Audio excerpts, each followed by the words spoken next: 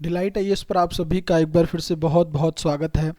हम लोग प्रीलिम्स 2023 के लिए 36 महीने का करंट अफेयर, इसकी हमारी एक सीरीज चल रही है। ठीक है, जो मई 2020 से लेकर मई 2023 तक का जो करंट अफेयर है उसको हम लोग इसमें बहुत अच्छे से कवर करने की कोशिश कर रहे हैं। करंट प्लस स्टैटिक, ठीक है ना, ये सबसे बड़ी दुविधा रहती है बच्चों के लिए कि करंट के साथ आप स्टैटिक पोर्शन को कैसे लिंक कर सकते हैं। ठीक है, ये सीरीज जो है ना, ये कई मामलों में आपके लिए इंपॉर्टेंट हो सकती है। एक तो सबसे पहले देखिए, एक चीज़ सोचिए, इस सीरीज से आप सीखेंगे क्या। ध्यान से समझिए इस चीज़ को। एक तो आप ये सीखेंगे कि भी करंट अफेयर को कवर कैसे करना है। ठीक है ना, करंट अफेयर किस तरह से कवर किया जाता है ना। सबसे पहले तो ये सीख आपको इस वीडियो से मिलेगी, इस सीरीज जो चल रही है। दूसरा, करंट प्लस स्टैटिक को लिंक कैसे करना है, ये सबसे इंपॉर्टेंट चीज़ होती है ना, कि स्टैटिक के साथ, क्योंकि यूपीएससी क्या करता है ना, प्रीलिम्स का जो क्वेश्चन फ्रेम करता है ना, उसमें मान लीजिए 3 स्टेटमेंट है, 1 2 3। पहले स्टेटमेंट में वो मान लीजिए कुछ स्टैटिक का पोर्शन दे देगा। ठीक है, दूसरे स्टेटमेंट में करंट अफेयर, उसी स्टैटिक से रिलेटेड करंट अफेयर दे देगा। तीसरे में फिर या तो करंट अफेयर दे सकता है, या करंट स्टैटिक दे सकता है, या हो सकता है उससे रिलेटेड कोई फैक्ट पूछ ले। ठीक है, अब देखिए ये प्रीलिम्स का क्वेश्चन मान लीजिए बन गया। अब इसको आप क्या कहोगे कि क्या ये स्टैटिक का क्वेश्चन है, करंट अफेयर का, ये करंट प्लस स्टैटिक का मिक्स क्वेश्चन है। तो आप इसको ना तो कंप्लीटली स्टैटिक की नॉलेज से सॉल्व कर सकते हैं, ना आप इसको करंट कंप्लीटली करंट अफेयर की नॉलेज से शॉर्ट सॉल्व कर सकते हैं। दोनों की नॉलेज जब आपके पास होगी तब जाकर आप इस क्वेश्चन को बहुत अच्छे से क्लियर कर पाएंगे, बहुत अच्छे से सॉल्व कर पाएंगे। और मैं आपको ये दावा भी कर रहा हूँ इस चीज़ को लेकर। देखिए, लगभग 11-12 वीडियोस आ चुकी हैं इस सेशन में, है ना। अब तक आप लोगों को पता लग जाना चाहिए कि इसमें जो कंटेंट मैं दे रहा हूं उसमें अगर आपका कॉन्सेप्ट क्लियर है ना, कॉन्सेप्ट क्लैरिटी पे मेरा फोकस बहुत ज़्यादा है। कॉन्सेप्ट क्लियर होगा ना, तो उससे रिलेटेड मान लीजिए एक सवाल इधर से आ रहा है, इधर से आ रहा है, किसी भी तरह का सवाल यूपीएससी बना ले, आप लोग सॉल्व करने के लिए कहीं ना कहीं पर आपके लिए आसानी रहेगी। ठीक है, और 36 मंथ करंट अफेयर इसलिए क्योंकि यूपीएससी कंटेम्प्रेरी करंट अफेयर पर ज़्यादा फोकस कर रहा है, इसलिए हमें थोड़ी मेहनत तो एक्स्ट्रा जरूर करनी पड़ेगी। ठीक है, और मैं तो ये मानता हूं कि आपकी मेहनत तो खत्म ही हो गई ना। आपकी कौन सी मेहनत है, सिर्फ 50 वीडियोस आपको देखना है, ये मेहनत है आपकी। ठीक है, इसको देखकर नोट्स बना लीजिए, इसको देखकर रिवाइज कर लीजिए, जैसा आप करना चाहे कर दें। नोट्स के बिना तो देखो रिवाइज हो नहीं पाएगा, क्योंकि मैं चाहता हूं प्रीलिम से एक दिन पहले भी आप इस तरह के नोट्स आपके पास होने चाहिए कि प्रीलिम से एक दिन पहले भी आप इसको रिवाइज कर सकें, एग्जाम में जाने से पहले रिवाइज कर सकें। तो हो सकता है 2-3 क्वेश्चन सीधे ही आपके इसमें से आए, जिससे आपका जो है जो आपने पढ़ा है सुबह सुबह उसमें से डायरेक्ट 4-5 क्वेश्चन आ जाए, तो आपका जाते ही सही हो जाए। क्या दिक्कत है उसमें। लगभग 20 क्वेश्चन करंट अफेयर के डायरेक्टली इनडायरेक्टली आते हैं, हम उन सबको हिट करने की कोशिश करना है। ठीक है, मैक्सिमम सही करेंगे इसमें से, मैक्सिमम। ठीक है, बट बस उस मेंटेलिटी को पकड़ लो जिस मेंटेलिटी से मैं आपको पढ़ा रहा हूँ। किस तरह से चीज़ों को पढ़ना है, किस तरह से चीज़ों को समझना है, क्वेश्चन पढ़ते टाइम क्या सोचना है, ये सारी चीज़ें मैं आपको लगातार बताते हुए चला जा रहा हूँ। होपफुली ये वीडियोस आपके लिए हेल्पफुल होती होंगी। अगर होती हैं तो शेयर कर दीजिए, अगर कर सकते हैं तो बहुत अच्छी बात है, नहीं कर सकते हैं तो कोई बात नहीं है, उसके लिए हम आपको फोर्स नहीं कर सकते। ठीक है, अगर किसी बच्चे को, भाई देखो स्टैटिक करंट अफेयर तो यहाँ पर हो ही रहा है। ठीक है, स्टैटिक अगर आपको बहुत अच्छा करना हो, कंप्लीट यूपीएससी की तैयारी करनी हो, तो आप कहीं ना कहीं पर मेंटोरशिप प्रोग्राम को ज्वाइन कर सकते हैं। बच्चे 2023 के लिए, 2024 के लिए, 2025 के लिए इसमें जुड़कर टारगेट अपना कंप्लीट करते हुए आगे बढ़ रहे हैं। आप अपने आप को डिले मत करिए। इस प्रोग्राम में पार्टिसिपेट करने के लिए आपको इस नंबर पर कॉल करके मुझे बता देना है, बात कर लेनी है, पूरी डिटेल ले लेनी है। ठीक है, ये नंबर है, इस नंबर पर आप कहीं ना कहीं पर अपने आप को इनरोल करके मेंटरशिप प्रोग्राम में शामिल होकर ना अपनी तैयारी को कंप्लीट कर लीजिए। मैं एक चीज़ और बता देता हूं यहाँ पर, देखिए बच्चों, जो क्वालिटी होता है ना, जो क्वालिटी होता है, एक चीज़ समझ लो, बस 1 मिनट के बाद हम बढ़ रहे हैं। आपको पता है जब कंटेंट शुरू हो जाएगा तब हम रुकते नहीं हैं। देखो, क्वालिटी जो होती है ना, इसका कोई मोल नहीं होता है, कब हमेशा याद रखिएगा। आपको मार्केट में बहुत सारे लोग मिलेंगे जो बोलेंगे कि अब तो कई कई ऐसे बड़े बड़े टीचर्स ने भी चीज़ें बहुत अलग तरीके से शुरू कर दी हैं। मैं आपको मना नहीं कर रहा, आप जाइए वहाँ पर ज्वाइन करिए, कोई दिक्कत नहीं है। बट हमेशा ना, जब और क्वालिटी और आपको ये दिखे एक तरफ की भाई प्राइस लेस है, मतलब मान लीजिए कोई ऐसी चीज़ है कि सस्तापन है। ठीक है, कोई बिल्कुल आसानी से कोई चीज़ उपलब्ध करा रहा है, कुछ कर रहा है, तो अगर मान लीजिए ये चीज़ सस्ती है ना, ये जनरल चीज़ है कि अगर वो सस्ती है ना, तो क्वालिटी के साथ कहीं ना कहीं पे तो कॉम्प्रोमाइज़ किया गया होगा। ठीक है, मैं चाहता हूँ इसको ऊपर रखिए, क्योंकि सिलेक्शन तो यही दिलाएगी आपको। ठीक है, तो अगर आप लोग चाहें अच्छे से तैयारी करना, मेंटोरशिप में जुड़ सकते हैं, नहीं तो जैसा आपको चल रहा है वो आप कर सकते हैं। चलिए बच्चों, इकॉनमी का पार्ट 4 है ये। ठीक है, इकोनॉमी का पार्ट हो रहा है। अब हम लोग आगे की चीजें दो लोग डिस्कस करते हैं। देखिए बच्चों, गवर्नमेंट सिक्योरिटीज को लेकर मैंने आपको वैसे भी कुछ चीजें पहले भी बता रखी हैं, है ना, सरकारी प्रतिभूतियां जो होती हैं, फिर भी थोड़ा सा हल्का सा इसको डिटेल में, क्योंकि यूपीएससी क्या है ना, फेवरेट टॉपिक है उसका ये, तो बार बार सवाल पूछता रहता है। सबसे पहले देख लेते हैं। देखिए हुआ क्या था, इस पर यूपीएससी ने सवाल भी पूछा था पिछले साल। आरबीआई ने क्या किया, नॉर्मल जो पीपल है, जैसे रिटेल ट्रेडर जो होते हैं, ठीक है ना, मैं कोई भी इंसान जो है कहीं ना कहीं पर जो रिटेल के तौर पर, होलसेल के तरीके पर तो पहले से ही कंपनियां जो है वो कहीं ना कहीं पर शेयर मार्केट में शेयर खरीद सकती थी, ठीक है ना, इसको लेकर तो कोई दिक्कत है नहीं। बट रिटेल ट्रेडिंग के लिए अब कहीं ना कहीं पर आरबीआई ने अनुमति दे दी है। आरबीआई एक स्कीम लेकर आया था जिसको बोलते हैं RBI retail direct scheme. RBI retail direct scheme, इसके तहत आरबीआई क्या करना चाह रहा है। देखिए एक चीज सोचो कि जो छोटे रिटेल ट्रेडर, खुदरा निवेशक जो होते हैं, छोटे खुदरा निवेशक, आप वर्ड लिख लो यहां पर, छोटे खुदरा निवेशक जो होते हैं वो आरबीआई में अपना क्या खोल सकते हैं, गिल्ट एज अकाउंट, ठीक है, गिल्ट खाता खोल सकते हैं। अब मैं बता देता हूं ये क्या होता है। देखो आपको अगर सिक्योरिटीज को परचेज करना है ना, तो गिल्ट अकाउंट की जरूरत होती है, ये आप आरबीआई में ओपन कर सकते हैं, ठीक है। ये आरबीआई ने इसको लेकर अनुमति दी थी अब से कुछ समय पहले, ठीक है। हम लोग थोड़ा सा पुराना करंट अफेयर देख रहे हैं तो उसके टाइम पर, तो जब यूपीएससी ये करंट अफेयर आया है ना, तो यूपीएससी ने प्रीलिम्स 2021 में क्वेश्चन भी पूछा इसको लेकर, ठीक है, यही पूछा गया था, सेम दे रखा था, क्या आप रिटेल ट्रेडर जो है वो आरबीआई में खाता खोल सकते हैं, तो बिल्कुल सही ऑप्शन था कि ये चीजें हो सकती हैं। अब देखिए ये चीज तो आ गई आपके बारे में, तो थोड़ा सा एक तो ये पता होना चाहिए कि सरकारी प्रतिभूतियां जो गवर्नमेंट सिक्योरिटीज हैं ये क्या होती है। मैंने आपको पहले भी बताया था, या तो इसको केंद्र सरकार जारी करेगी, ठीक है, राज्य सरकार, देखो कुछ नहीं है, एक डॉक्यूमेंट है ये, ठीक है, जिसको आप सोच सकते हो कि इसके ऊपर लिख देते हैं कि भैया आप हमें पैसा दे दीजिए, हम आपको एक समय पर जब आप हमें पैसा रिटर्न करेंगे तो कहीं ना कहीं पर हम आपको जो है लोन ब्याज देते रहेंगे उसको लेकर। जैसे लोन नहीं देते हैं, सरकार को लोन चाहिए, चाहे केंद्र सरकार हो राज्य सरकार हो, मतलब लोन लेने का एक इंस्ट्रूमेंट है ये, ठीक है ना, ऋण लेने का एक इंस्ट्रूमेंट है जिसमें आपको बस एक दस्तावेज है जिसके ऊपर लिख के दे दिया जाता है कि ठीक है ये शेयर है, इस तरह से बॉन्ड है, आप इसको ले लीजिए, परचेज कर लीजिए, हमें पैसा दे दीजिए, जब आपको वापसी चाहिए होगी या तो हम बिल्कुल इंटरेस्ट के साथ वापस करेंगे, या फिर हम आपको जो है बीच बीच में इंटरेस्ट देते रहेंगे, और जिस दिन आपका मेच्योरिटी पीरियड होगा आपको वापस कर दी जाएगी अमाउंट, कोई दिक्कत नहीं, हम दोबारा से खरीद कर लेंगे आपसे, ठीक है। वही सिक्योरिटी सरकार जो है पुनः खरीद कर लेती है। तो ये जनरल चीज है, इसको लेकर आपको समझना है, कुछ नहीं है, केंद्र राज्य सरकारें ऋण जुटाने का एक साधन है, ठीक है, इससे आसान मैं अब नहीं समझा सकता, ऋण जुटाने का एक साधन होता है, ठीक है, सिक्योरिटीज। अब इसको सिक्योरिटीज इंग्लिश में कहते हैं, हिंदी में कहते हैं प्रतिभूतियां, ठीक है, लिख देता हूं प्रतिभूतियां। चलिए ये तो आपको समझ में आ गया। अब देखिए मैंने आपको एक चीज बताई थी कि केंद्र सरकार जो है भारत में जो, एक सेकंड रुकिए, केंद्र सरकार जो है ना भारत में, ये ट्रेजरी बिल भी जारी कर सकती है, बॉन्ड भी जारी कर सकती है, दिनांकित गवर्नमेंट सिक्योरिटीज भी जारी कर सकती है, ठीक है, केंद्र सरकार ट्रेजरी बिल भी जारी कर सकती है, बट राज्य जो है टी बिल जारी नहीं कर सकते। ये यूपीएससी ने क्वेश्चन भी पूछा था, ये मैंने पिछली वीडियो में बता भी दिया था, ठीक है। चलिए आगे चलती है। राज्य जो कहीं ना कहीं पर जारी करते हैं सिक्योरिटीज, उनको क्या बोलते हैं, राज्य विकास ऋण, बताया था ना, स्टेट डेवलपमेंट लोन, ठीक है, तो राज्य विकास ऋण, ये भी आपको समझ में आ गया सिक्योरिटीज को लेकर। अब देखिए एक चीज समझिए, जब थोड़ा सा यहां पर ये भी बताया था, वैसे फिर से रिपीट कर रहा हूं, देखो केंद्र सरकार अगर मान लीजिए कोई सिक्योरिटी जारी करती है ना, आप लोन देते हो, आपको डर रहेगा क्या कि सेंट्रल गवर्नमेंट वापस नहीं करेगी, बहुत कम रहेगा ना, मतलब जोखिम जो है ना वो सेंट्रल गवर्नमेंट में तो बहुत कम रहता है, होता ही नहीं, मतलब पता है कि सरकार वापस करेगी पैसा, कोई दिक्कत नहीं है।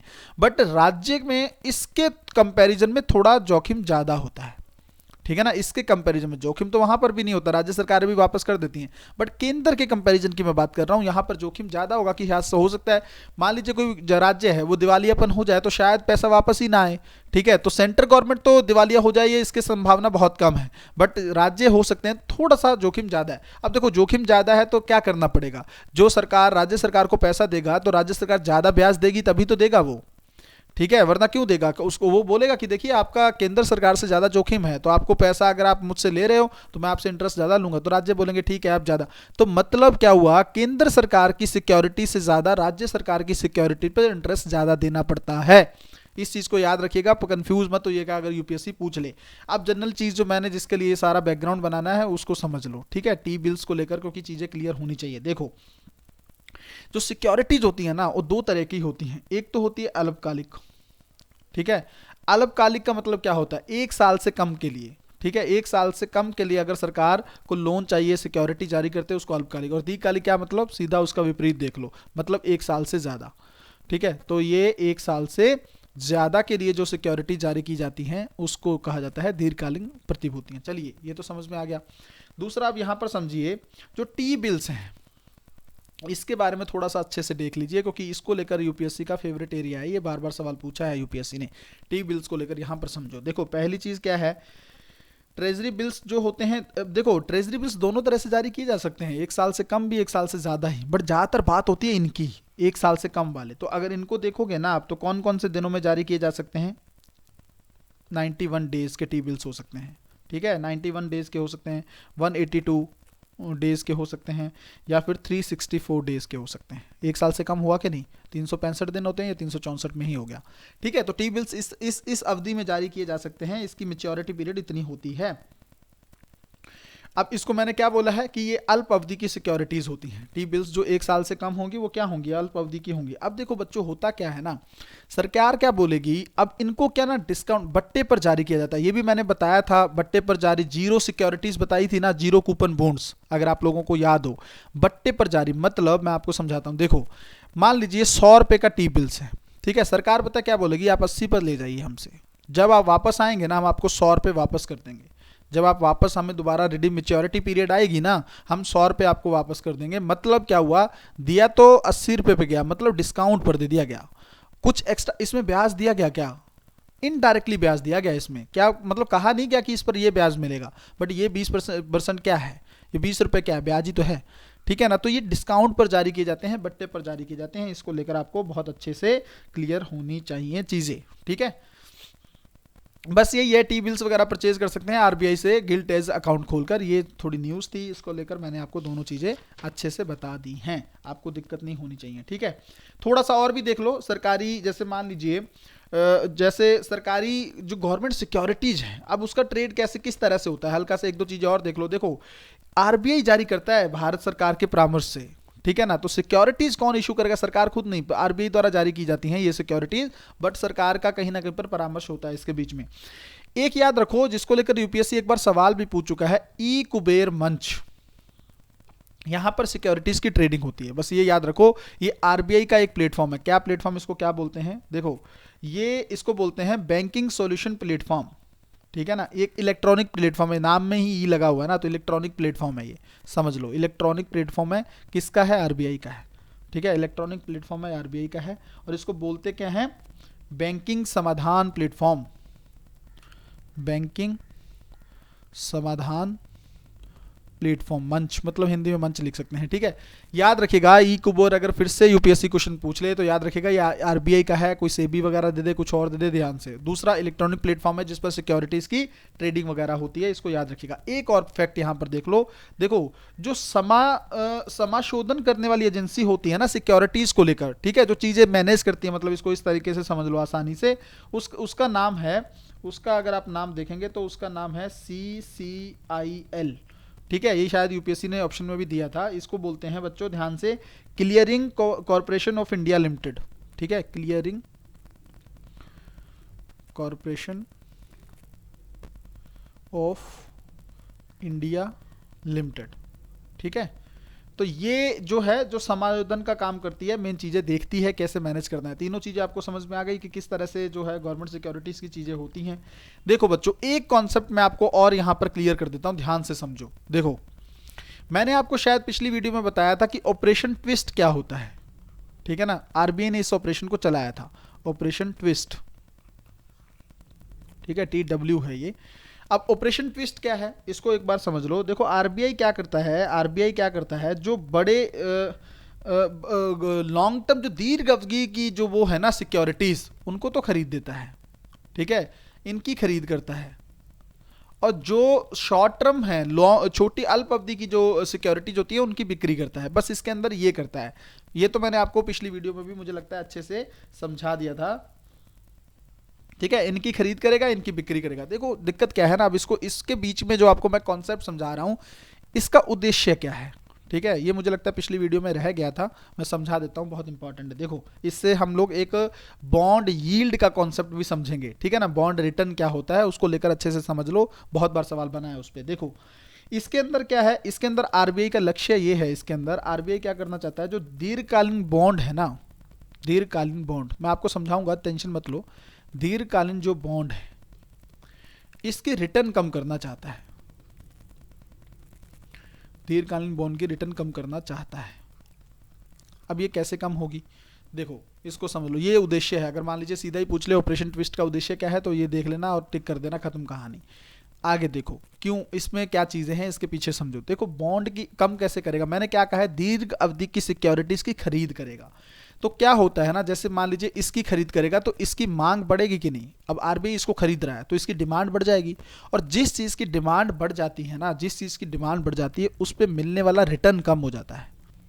मैं आपको समझाता हूं इस चीज को लेकर। देखो मान लीजिए आप कोई चीज़ है, जैसे ठीक है आपको किसी चीज़ की डिमांड, मान लीजिए आपको अब पता चल रहा है कि भाई दीर्घ अवधि की जो सिक्योरिटीज़ हैं वो उसकी खरीद, उसकी डिमांड बढ़ती चली जा रही है ना, डिमांड बढ़ती है तो खरीदने वाले तो बहुत हो गए ना, खरीद मांग ज़्यादा का मतलब क्या होता है, बहुत सारे लोग हैं जो भाई वो सिक्योरिटीज़ खरीदनी चाहते हैं, तो जो वो सिक्योरिटीज़ बेच रहा है, जो वो सिक्योरिटीज़ बेच रहा है वो क्या बोलेगा, सिक्योरिटीज़ का मतलब वो लोन मांग रहा है ना, जो बेच रहा है वो लोन मांग रहा है, तो वो बोलेगा ठीक है भाई मुझे तो मेरी सिक्योरिटी खरीदने वाले तो बहुत सारे लोग हैं, तो मैं आपको रिटर्न ज़्यादा नहीं दूंगा, रिटर्न कम दूंगा। मैं क्यों दूंगा आपको ज़्यादा इंटरेस्ट जब मेरे पास खरीदने वाले ही बहुत, बहुत आसान भाषा में समझा दिया मैंने, बहुत बस यही कॉन्सेप्ट है बीच में। तो इससे निकलकर एक चीज़ आती है, ध्यान से समझो, इसको लाइन में यूपीएससी लिख सकता है और पहले भी प्रश्न पूछा है। बॉन्ड का जो मूल्य होता है, बॉन्ड का जो मूल्य होता है उसकी रिटर्न के साथ उसका इनवर्स रिलेशन होता है, उसकी रिटर्न के साथ, मैं समझा देता हूं, रिटर्न के साथ, ठीक है, उसके रिटर्न के साथ उल्टा संबंध है, इनवर्स रिलेशन कहते हैं इसको। मतलब अब इसका मतलब क्या हुआ, इसका मतलब ये है कि बॉन्ड का मूल्य अगर बढ़ेगा, बॉन्ड का मूल्य बढ़ेगा तो रिटर्न क्या होगी, कम होगी, और बॉन्ड का मूल्य कम होगा तो रिटर्न क्या होगी, ज्यादा होगी। बस इस कॉन्सेप्ट को अगर याद करके रट्टा मार के कहीं पर रख लोगे, यूपीएससी सिर्फ क्वेश्चन में पूछेगा रिपीट करके तो यही पूछेगा, इसमें दिक्कत नहीं होगी।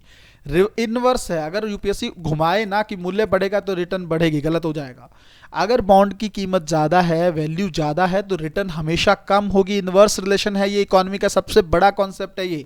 और अगर मूल्य कम होगा, कीमत कम होगी ना बॉन्ड की, तो फिर जो उसकी रिटर्न बढ़ेगी। ठीक है, इसको लेकर कभी इकोनॉमी की जो क्लास होगी ना उसको लेकर मैं एग्जांपल लेकर भी चीज़ें समझा दूंगा, बट अभी के लिए इतना समझ लो, क्योंकि देखो अभी क्लास करंट अफेयर की है, बेसिक में जितना मुझे समझाना चाहिए था मैंने समझा दिया आपको। इसका उल्टा संबंध याद रखोगे, और दूसरा मैंने आपको बता भी दिया है कि ऑपरेशन ट्विस्ट को लेकर जो आरबीआई है वो चीज़ें कैसे टारगेट कर रहा है। अब एक चीज़ यहीं पर आप और नोट करके रख लो, मैं बता देता हूँ आपको। देखो अब भारत सरकार जो है सिक्योरिटीज जारी करती है ना, तो आपके मन में यूपीएससी एक सवाल पता क्या ला सकता है, कैसे सवाल आ जाएगा कि भाई जो खरीदार है इस चीज को लेकर, ठीक है, जो खरीदता है, कौन खरीदता है सबसे ज्यादा, सरकार के जो बॉन्ड जारी करती है सरकार, इसके प्रमुख खरीदकर्ता कौन है, ठीक है ना, जारी करती है, इसके प्रमुख खरीदकर्ता कौन है, ठीक है, कौन खरीदता है ज्यादा। तो ये हो सकता है सीक्वेंस में पूछ ले, हल्का सा बिल्कुल एक टू द पॉइंट बता देता हूं। पहला ये है, सबसे ज्यादा जो खरीदार है ना इसके, वाणिज्यिक बैंक है, कमर्शियल बैंक है, ठीक है, उनको खरीदनी पड़ती है, उन पर डंडा रहता है उनके सर पर, ठीक है, कितना लगभग 38% यही लोग खरीद लेते हैं। पहला सीक्वेंस याद रखो। दूसरे नंबर पर कौन है जो खरीदते हैं, दूसरे नंबर पर अगर आप देखोगे तो बीमा कंपनियां हैं, ठीक है, बीमा कंपनियां जो हैं ये दूसरे नंबर पर हैं, लगभग अगर आप देखोगे तो लगभग 25% ये खरीद लेती हैं। इसके बाद अगर आप देखोगे तो बाकी जो है तीसरे नंबर पर आता है आपका आरबीआई, खुद आरबीआई भी सिक्योरिटी परचेज करता है, लगभग 16% है। ये सीक्वेंस याद रखो, और सबसे ज़्यादा इंपॉर्टेंट बनता है पहला, अगर यूपीएससी ऑप्शन में लिख दे कि सरकार के बांड जारीकर्ता का सबसे बड़ा जो खरीद करता है आरबीआई है, गलत हो जाएगा। बीमा कंपनियां हैं, गलत हो जाएगा। वाणिज्यिक बैंक है, बिल्कुल सही होगा। ठीक है, तो इसको लेकर अच्छे से याद रखना है, चीज़ें भाई गलत नहीं करनी है। ठीक है, चलिए भाई आगे चलते हैं, आगे की चीज़ें अब लोग अच्छे से देखते हैं तो आपको समझ में आ जाएगा। देखो भाई, एक कॉन्सेप्ट है global minimum corporate tax rate का, इसको हिंदी में लिख देता हूँ वैश्विक, समझा दूंगा अच्छे से, और जितनी ज़रूरत है उतनी ही बताऊंगा। ठीक है, ज़्यादा इसमें डिटेल में जाने की ज़रूरत है नहीं। कॉन्सेप्ट बहुत इंपॉर्टेंट है, बट जितना समझना चाहिए उतना समझो। कॉर्पोरेट कर दर, ठीक है, इंग्लिश में लिखना हो तो मैंने बोल दिया है global minimum corporate tax rate बोलते हैं इसको। ठीक है, चलो भाई एक चीज समझो, पहले तो समझ लो दिक्कत कहाँ पर है। देखो जो बड़ी बड़ी एमएनसी होती है ना, मल्टीनेशनल कंपनीज होती हैं, जैसे एग्जांपल आप लोगे, जैसे गूगल है, ठीक है, फेसबुक है, ठीक है, इवन यूट्यूब है, ये सब जो कंपनियां हैं ना, ये क्या इवन अमेजन है, ये कंपनियां क्या करती हैं, ये करती हैं गेम। गेम कैसे करती हैं, ध्यान से समझो इस चीज़ को। ये क्या करती हैं, जैसे आपको पता है ना कि गूगल वगैरह ये जो बड़ी बड़ी कंपनियां, इनके हेड ऑफिस कहाँ है, अमेरिका में है ना, अमेरिका में इनके हेड ऑफिस है। ये क्या करती हैं, ये क्या करती हैं, अब भारत में काम कर रही हैं। ठीक है, मैं इसीलिए भारत का एग्जांपल ले रहा हूँ क्योंकि समझ में आ जाएगा। देखो इंडिया में ये लोग काम कर रहे हैं, अपने परचेज को, अपनी चीज़ों को, अपने उत्पादों को सेल कर रही है, अमेजन जैसी कंपनी सब कुछ कर रही है, अपनी सर्विसेज यहाँ पर दे रही है। ठीक है, अब यहाँ से पैसा कमाया, ठीक है, पैसा कमाया, करेंगे क्या, अमेरिका में भी टैक्स रेट ज़्यादा है, भारत में भी टैक्स रेट अच्छी खासी है कंपनीज पे, तो ये लोग क्या करते हैं ना, ये लोग भाग जाते हैं। ये क्या करते हैं, जैसे मॉरिशस है, मॉरिशस जैसा देश है, समझ लो इसको टैक्स हेवन कंट्रीज बोलते हैं, मॉरिशस, और जैसे ये जो मैक्सिको वगैरह हैं, या और बहुत सारी छोटे छोटे देश हैं जो बारबाडोस और ये सब, इनमें अगर आप देखोगे ना, जैसे मान लीजिए मॉरिशस है, अब मॉरिशस में पता है क्या है, टैक्स रेट 0% है, मान लीजिए, जरूरत ही नहीं है, मॉरिशस को क्या इन्वेस्टमेंट चाहिए, ठीक है, लोग आकर वहां पर कंपनियां लगाएं, तो वो क्यों टैक्स लगा ही नहीं रहा है वो, मान लीजिए। ठीक है, अब देखो ये कंपनी क्या करेगी, जैसे मान लो आप अमेजन ले लो, ठीक है, इसने भारत में सेवाएं दी, पैसा कमाया, यहां से प्रॉफिट कहां ट्रांसफर कर दिया, मॉरिशस में। और भारत में या हो चाहे कहीं कंपनी हो, प्रॉफिट किस पे लगता है, टैक्स किस पे लगता है, प्रॉफिट पे लगता है ना, लाभ पर ही तो कर लगेगा, और लाभ कहां चला गया, मॉरिशस में। यहां पर टैक्स देने की जरूरत पड़ेगी क्या इनको, 0% टैक्स है ही नहीं, टैक्स हो गई ना खत्म कहानी। तो गेम खेल गए ना, पैसा कमाया भारत में, ठीक है, भारत को कर से वंचित कर दिया, किससे कर दिया, टैक्स से वंचित कर दिया। अब भारत जैसे देशों को दिक्कत नहीं होगी कि ये क्या बकवासबाजी कर रहे हो आप लोग, ये क्या चीज है, अगर आप हमें टैक्स नहीं दोगे, अगर आप हमें टैक्स नहीं दोगे तो हम कैसे डेवलप कर पाएंगे खुद को। ठीक है, आप हमारी मार्केट का फायदा उठा रहे हो, हमारे बाजार का फायदा उठा रहे हो, बट हमारा टैक्स क्या कर रहे हो, कर चोरी कर रहे हो। ठीक है, कर की चोरी कर रहे हो, और ये दिमाग लगाती है एमएनसी बड़ी बड़ी। तो ये शुरू से ना जो विकासशील देश हैं उनको लेकर, इनकी चीज को लेकर दिक्कत थी। अब कॉन्सेप्ट समझ में आ गया होगा, अब चीजों बात करते हैं कि आगे ये क्या है। तो सभी देशों ने मिलकर एक प्लान किया, क्योंकि भारत बार बार इस चीज को लेकर मांग करता रहा था। ठीक है, मैंने वैसे हेडिंग मिटा दी है, आप लोग टेंशन मत लेना, ठीक है, लिखा दी थी पहले। देखो भारत जैसे देशों ने ये बात करते रहे हैं भारत की, भाई देखो ये ऐसे नहीं चलेगा, आपको थोड़ा सा एक चीज करनी होगी कि कम से कम मिनिमम टैक्स तो दें, न्यूनतम कर तो दें। तो इसको लेकर वार्ताएं चल रही थी, किसमें किसमें, ओईसीडी में, ठीक है, और G20 में। ये दोनों संगठन मैं पहले पढ़ा चुका हूं, बताऊंगा नहीं। ठीक है, तो ओईसीडी G20 में इसको लेकर वार्ताएं चल रही थी। तो इन्होंने पिछले सालों में क्या किया, अभी 2021 में, कि ठीक है ऐसा है, आप ऐसे करो, एक 15% की मिनिमम टैक्स रेट रख लेते हैं। ठीक है, न्यूनतम दर है ये टैक्स की, इतना तो देना ही पड़ेगा, आप 0% नहीं दे सकते, न्यूनतम टैक्स रेट कर दी कंपनीज के लिए, 15% टैक्स देना पड़ेगा। आप चाहे अमेरिका में दो, भारत में दो, कहीं भी दो। ठीक है, ये मैनेज कर लिया जाएगा, देश अपने लेवल पर देख लेंगे। मान लीजिए जैसे भारत में कोई कंपनी काम कर रही है, ठीक है, भारत में काम कर रही है, अमेरिका की ही कंपनी है। ठीक है, अब भारत में जो टैक्स रेट है मान लीजिए 11%, एग्जाम्पल ले रहे हैं, इसको समझना इस तरह से, 11% है। तो अब ये डिफरेंस कितना हुआ मिनिमम टैक्स रेट से, इसका 4% हुआ ना, 15% तो देना ही है, तो 4% का डिफरेंस है, तो 4% अमेरिका में इसको और देना पड़ेगा। ठीक है, तो ये डिफरेंस देना, तो मतलब 15% पर सभी कंपनियां इक्वल आ जाएंगी। तो ये टैक्स रेट लगाई गई थी, मैंने आपको पूरा कॉन्सेप्ट बता दिया इस चीज को लेकर कि क्यों लाया गया है, क्या है। अब 15% को लेकर एक फिक्स दर कर दी गई है कि भाई इतना तो आपको टैक्स देना ही पड़ेगा। ठीक है, और ये जो 15% वाली कर है उन कंपनियों पर लगेगा जिनका राजस्व जो है 750 मिलियन यूरो से अधिक है। ठीक है, 700, अब यूरो समझते हैं ना, यूरोप की करेंसी है, अधिक है, 750 मिलियन यूरो से अधिक जिनका क्या है, राजस्व, रेवेन्यू है, उस पर उनको इतना परसेंट 15% टैक्स देना ही पड़ेगा। ठीक है, कॉन्सेप्ट समझ में आ गया। अब देखो इसको लेकर एक दो चीजें याद रखो जिस पर सवाल बनेगा। इंपॉर्टेंट चीजें क्या हैं, देखो एक तो इसमें इंपॉर्टेंट ये है कि अगर पूछ ले कि या तो ये ऐसे पूछे ओईसीडी का 2 पिलर प्लान,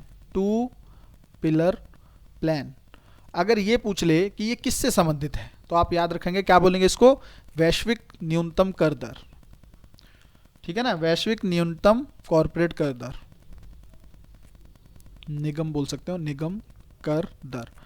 अगर मान लो ऐसे पूछ ले 2 पिलर प्लान न्यूज में रहा है, किससे रिलेटेड है, या तो वो इससे पूछेगा तो ऐसे बता देना, या पूछ ले 2 पिलर प्लान किस संस्था से रिलेटेड, तो ओईसीडी से रिलेटेड है। समझ में आया। टू पिलर प्लान न्यूज में रहता है, सवाल बना मान लो यूपीएससी का, किससे संबंधित है, तो वैश्विक न्यूनतम निगम कर दर से संबंधित है। या पूछे संस्था किससे संबंधित है, तो ओईसीडी से संबंधित है। खत्म कहानी, क्वेश्चन आएगा, गलत नहीं करोगे। आगे देखो, उसके अलावा अगर मान लो ये पूछ ले यूपीएससी, ये तो अब आपको याद रहेगा ना कि ओईसीडी और जी20 दोनों से रिलेटेड है ये, ठीक है, थोड़ा सा याद रखना इसको, ओईसीडी और जी20 दोनों से रिलेटेड है टू पिलर प्लान, ठीक है। एक अगर यूपीएससी पूछ ले कि ग्लोब नियम किससे संबंधित है, ग्लोब नियम, ये भी इसी से संबंधित है, वैश्विक न्यूनतम निगम कर दर से संबंधित है, ठीक है।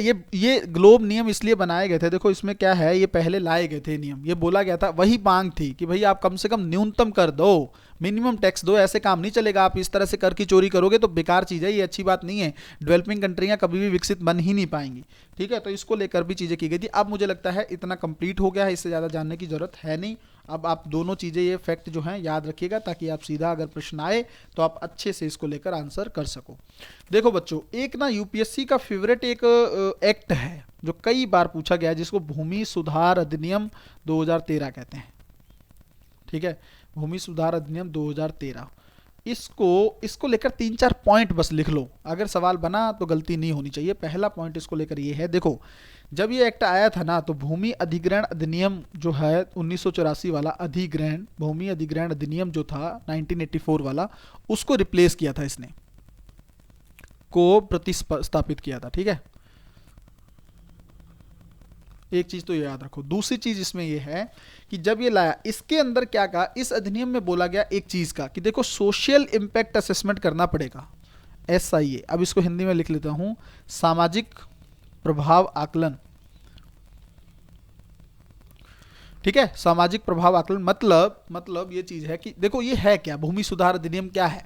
देखो जनरली अगर आप इस चीज को समझोगे ना, जनरली इस चीज को समझोगे तो क्या है कि सरकार को जमीन चाहिए होती है, ठीक है, भूमि अधिग्रहण करना होता है, ठीक है, भूमि अधिग्रहण करना होता है सरकार को। तो भूमि अधिग्रहण करने के लिए देखो मुआवजा तो देना पड़ेगा ना, और ये भी देखना पड़ेगा, मान लीजिए ये जमीन आप कैप्चर कर रहे हैं, ठीक है, अब ये सरकार की खुद की जमीन भी हो सकती है, प्राइवेट कंपनियों की जमीन हो सकती है, किसी गांव की जमीन हो सकती है, किसी की भी जमीन हो सकती है। अब ये जो आप यहाँ पर लोग रह रहे हैं, इस जमीन को कैप्चर करके आप क्या कर रहे हैं, निवेश मॉडल लगा रहे हैं, कुछ इंफ्रास्ट्रक्चर का प्रोजेक्ट बना रहे हैं, कुछ भी सड़क बना रहे हैं, कुछ भी कर रहे हैं, ठीक है। तो यहाँ पर रहने वाले लोगों का क्या, तो समाज पर क्या प्रभाव पड़ेगा इस प्रोजेक्ट का, उसको क्या बोलते हैं, सामाजिक प्रभाव आकलन। तो इसको कंपलसरी बनाया गया कि ठीक है, जब भी भूमि अधिग्रहण किया जाएगा तो सामाजिक प्रभाव आकलन जरूरी किया जाएगा, ठीक है। हाँ, एक चीज को छोड़कर जरूरी नहीं है, जैसे मान लीजिए कोई बहुत इंपॉर्टेंट कोई परियोजना है जिसको तुरंत करना जरूरी है, ठीक है, जिसमें हम विलंब नहीं कर सकते, इसको बोलते हैं अविलंबनीय, ठीक है, अविलंबनीय मतलब जिस पर देर नहीं कर सकते। या सिंचाई संबंधी कोई परियोजना है, सिंचाई संबंधी परियोजना है। अब सिंचाई संबंधी आपको पता है ये जरूरी होता है पानी पहुंचाना, वरना खेती खराब हो सकती है। तो ऐसी परियोजनाओं में हो सकता है कई बार छोड़ भी दिया है इस प्रभाव को, वरना सभी प्रोजेक्ट में प्रभाव आंकलन किया ही जाएगा, ठीक है। जिसमें मैंने आपको बताया कि भाई उनका रिहेबिलिटेशन कैसे करोगे, पुनर्वास कैसे करोगे, जो वहां के लोगों को हटा दिया आपने, जो आपने जमीन कैप्चर कर ली, वहां पर लोग रह रहे थे, उनका पुनर्वास करना, इसके बारे में भी प्रावधान होने हैं, ठीक है, इसके बारे में भी सोचना है। अब देखो एक जो जिस पर सवाल बनेगा वो देखो, अगर मान लीजिए जो जिसकी जमीन कैप्चर की, ठीक है ना, अगर मान लीजिए शहरी लोग हैं, ठीक है, अगर तो शहरी क्षेत्र है, ठीक है, शहरी क्षेत्र में किसी व्यक्ति की जमीन को कैप्चर किया गया है, अगर किसी व्यक्ति की जमीन को कैप्चर किया गया है ना, तो लगभग अगर आप ये देखेंगे, लगभग आपको क्या करना पड़ेगा, बाजार का 2 गुना रेट देना पड़ेगा, ठीक है। और अगर ग्रामीण क्षेत्र में आपने किसी की जमीन कैप्चर की है तो आपको बाजार का कितना देना पड़ेगा, 4 गुना।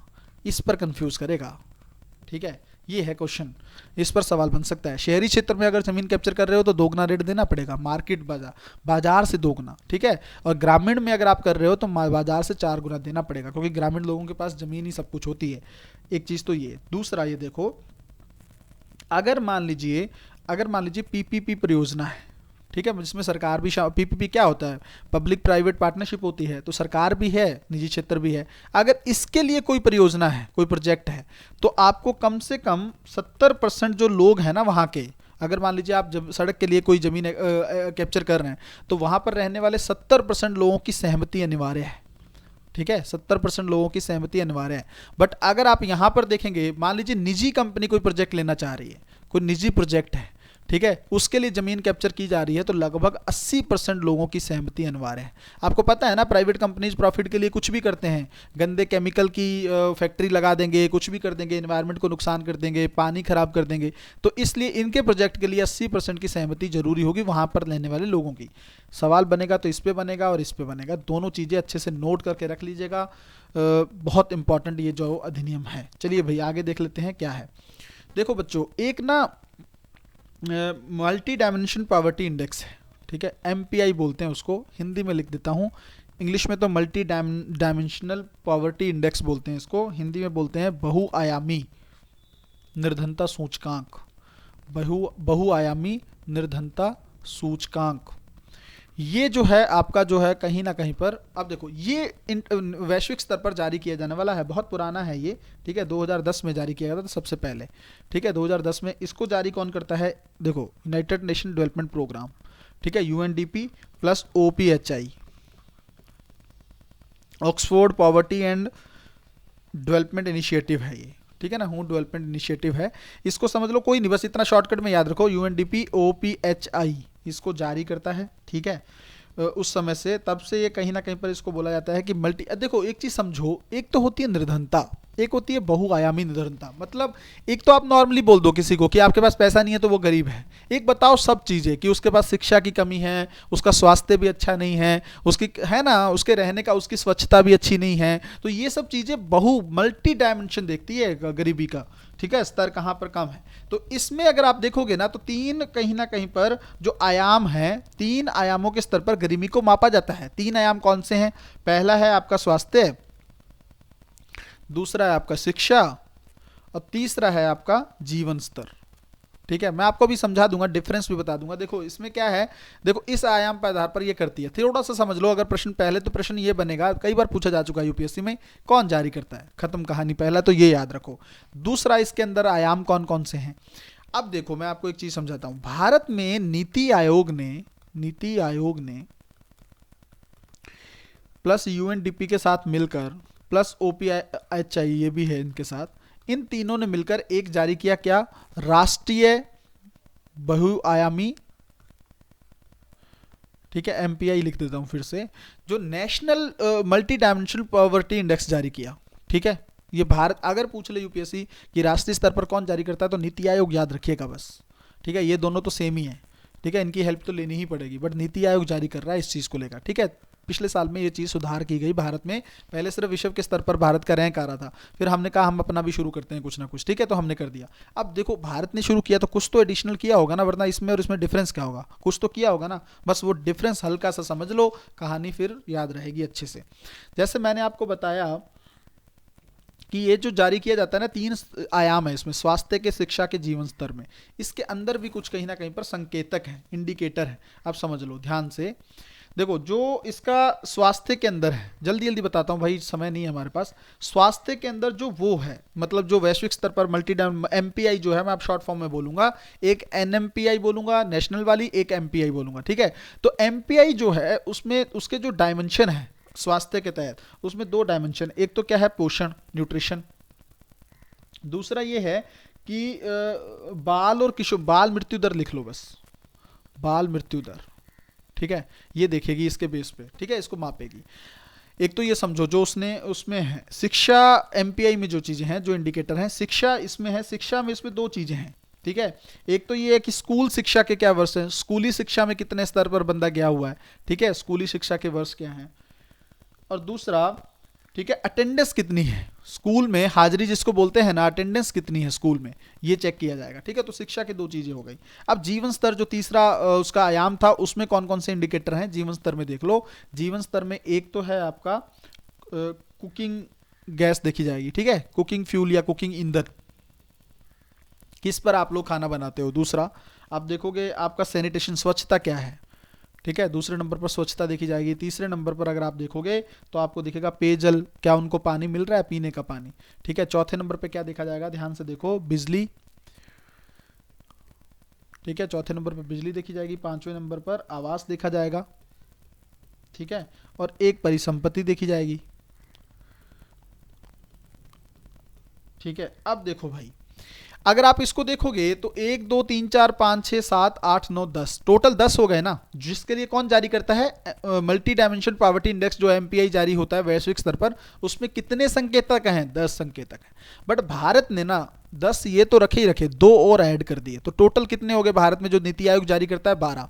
अब दो कौन से, आप बोलोगे सर कौन से हैं दो? एक तो यहां पर ऐड कर दिया, ठीक है, स्वास्थ्य में ऐड कर दिया, इसको बोलते हैं प्रसव पूर्व देखभाल।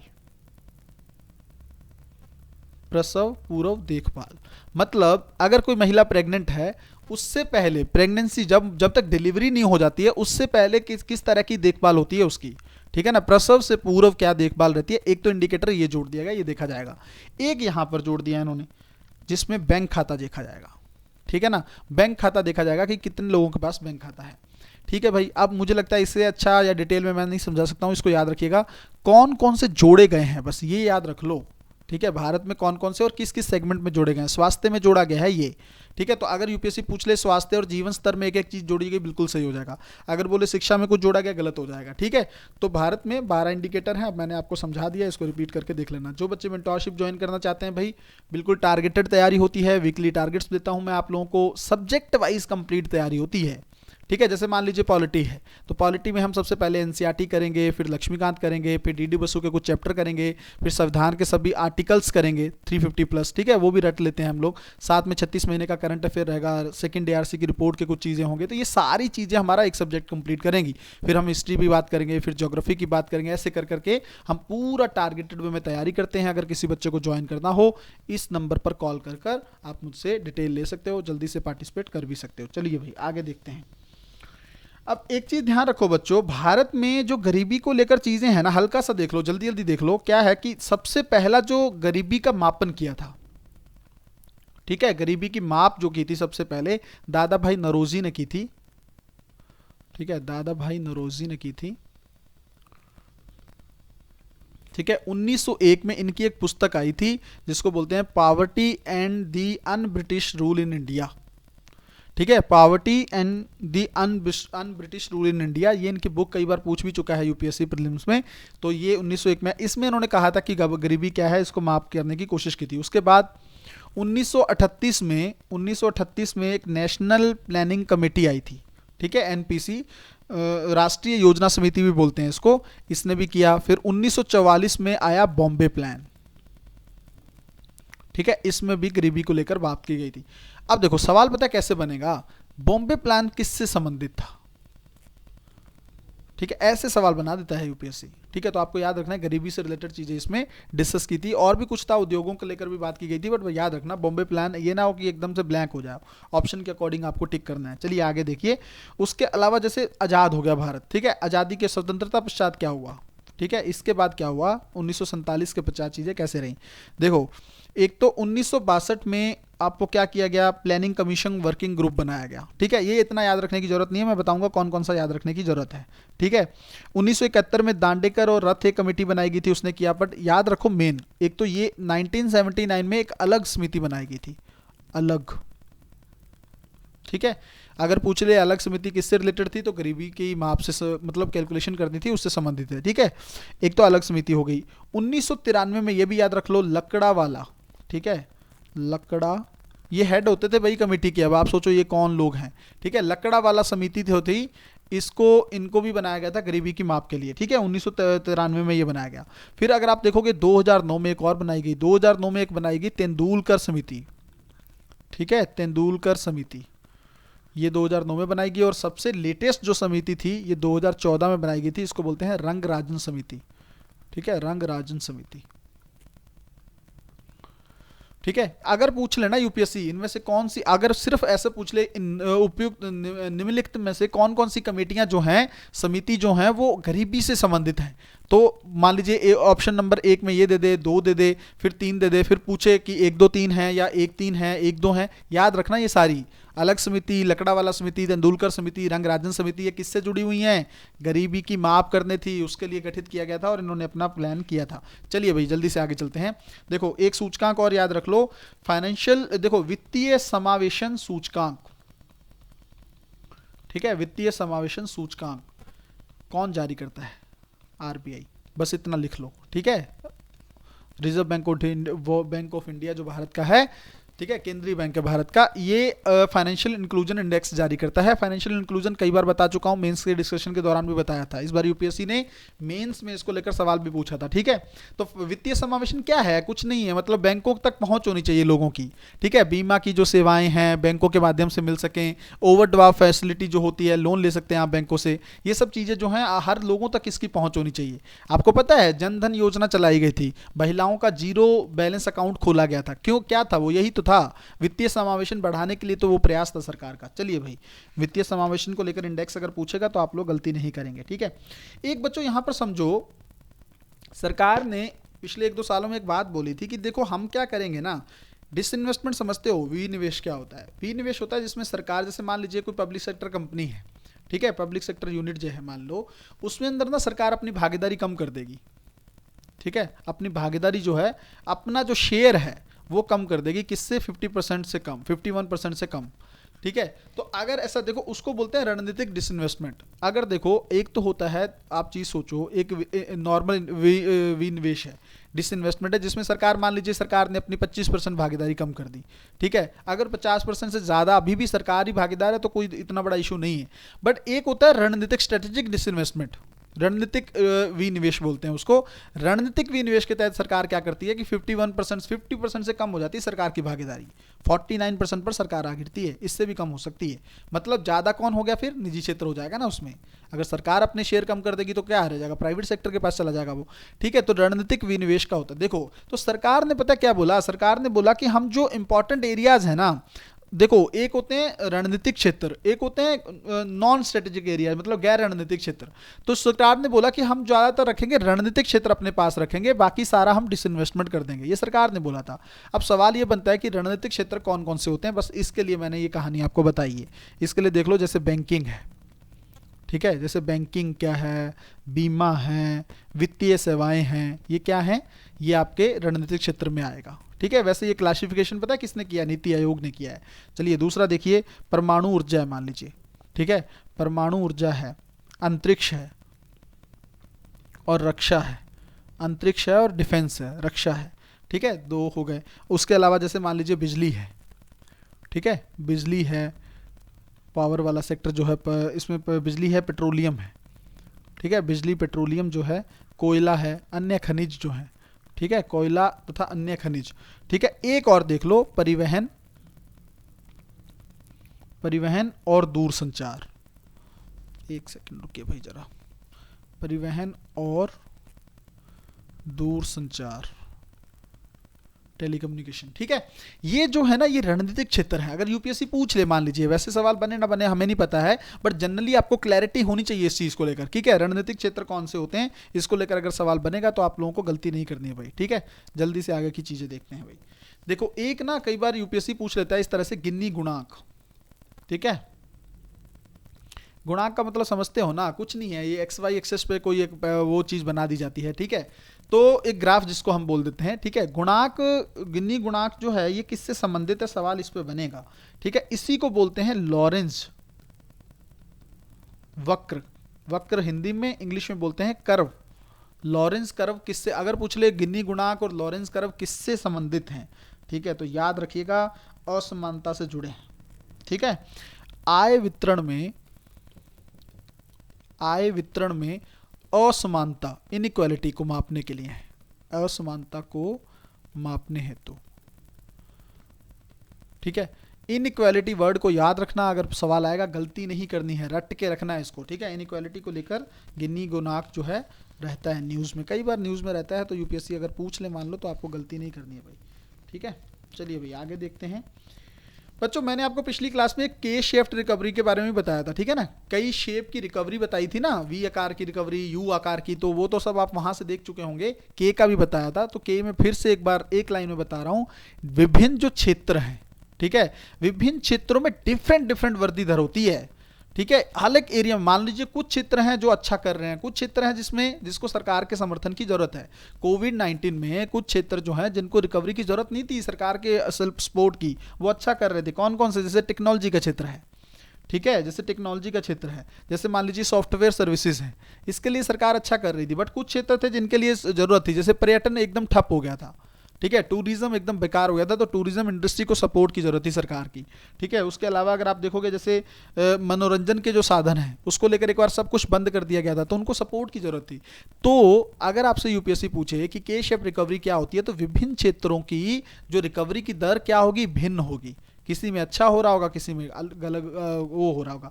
बाकी सब में तो हम क्या करते हैं, वी में हम क्या कहते हैं, एक बार नीचे गई पूरा इकोनॉमी, फिर ऊपर हो गई, रिकवरी कर गई। यू में एक बार नीचे गई, फिर धीरे धीरे करके फिर से उस पर आ गई, रिकवरी दर जो पहले चल रही थी, ये सब चीज़ें। बट इसमें डिफरेंट क्षेत्र जो हैं, डिफरेंट जो इकोनॉमी की रेट से ग्रो करते हैं, ठीक है भाई, इसको याद रखना है अच्छे से। चलिए भाई आगे देखते हैं।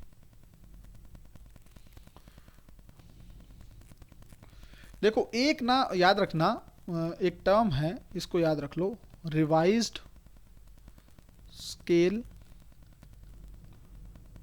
बेस्ड रेगुलेटरी फ्रेमवर्क, ठीक है, इसको बोलते हैं एसबीआर फ्रेमवर्क। एसबीआर फ्रेमवर्क अगर यूपीएससी पूछ ले कि revise scale based regulatory framework news में था, किससे संबंधित है ये, ठीक है, अगर आप ये चीज समझेंगे तो ये किससे संबंधित है, ये एनबीएफसी से संबंधित है। बता देता हूं क्या है ये।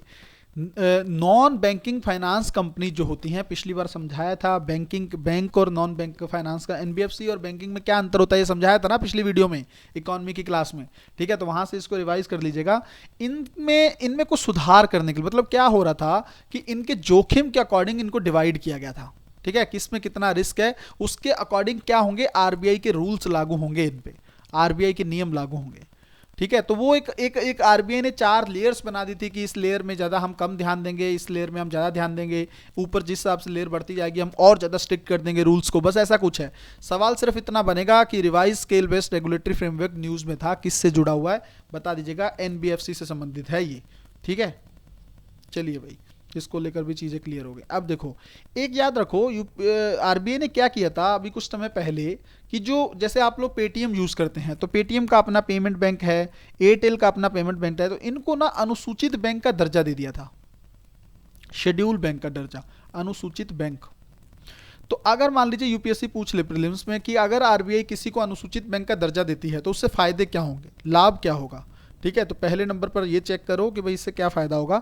देखो एक तो क्या है कि अनुसूचित बैंक उनको बोला जाता है जो आरबीआई का अधिनियम है ना, आरबीआई का अधिनियम है 1934, उसकी दूसरी शेड्यूल है, उसका दूसरी अनुसूची है, ठीक है, उसमें जो बैंक शामिल होंगे उसको क्या बोला जाता है, शेड्यूल्ड बैंक, दूसरी अनुसूची में शामिल होते हैं। तो अगर मान लीजिए किसी बैंक को शामिल करेंगे तो इसी अनुसूची में आ जाएगा ना वो, पहली चीज, पहला फायदा तो ये हो जाएगा उसको। दूसरा कि अगर आप देखेंगे तो जो रेपो रिवर्स रेपो रेट है, ठीक है, रेपो इसमें क्या करता है बैंक, आरबीआई से फायदा लेता है ना, लोन लेता है, आरबीआई से लेता है फिर या तो आरबीआई उनको लोन देता है, दोनों चीजें हैं, वो आरबीआई को लोन भी दे सकते हैं और आरबीआई उनसे लोन ले भी सकता है, दोनों चीजें हैं।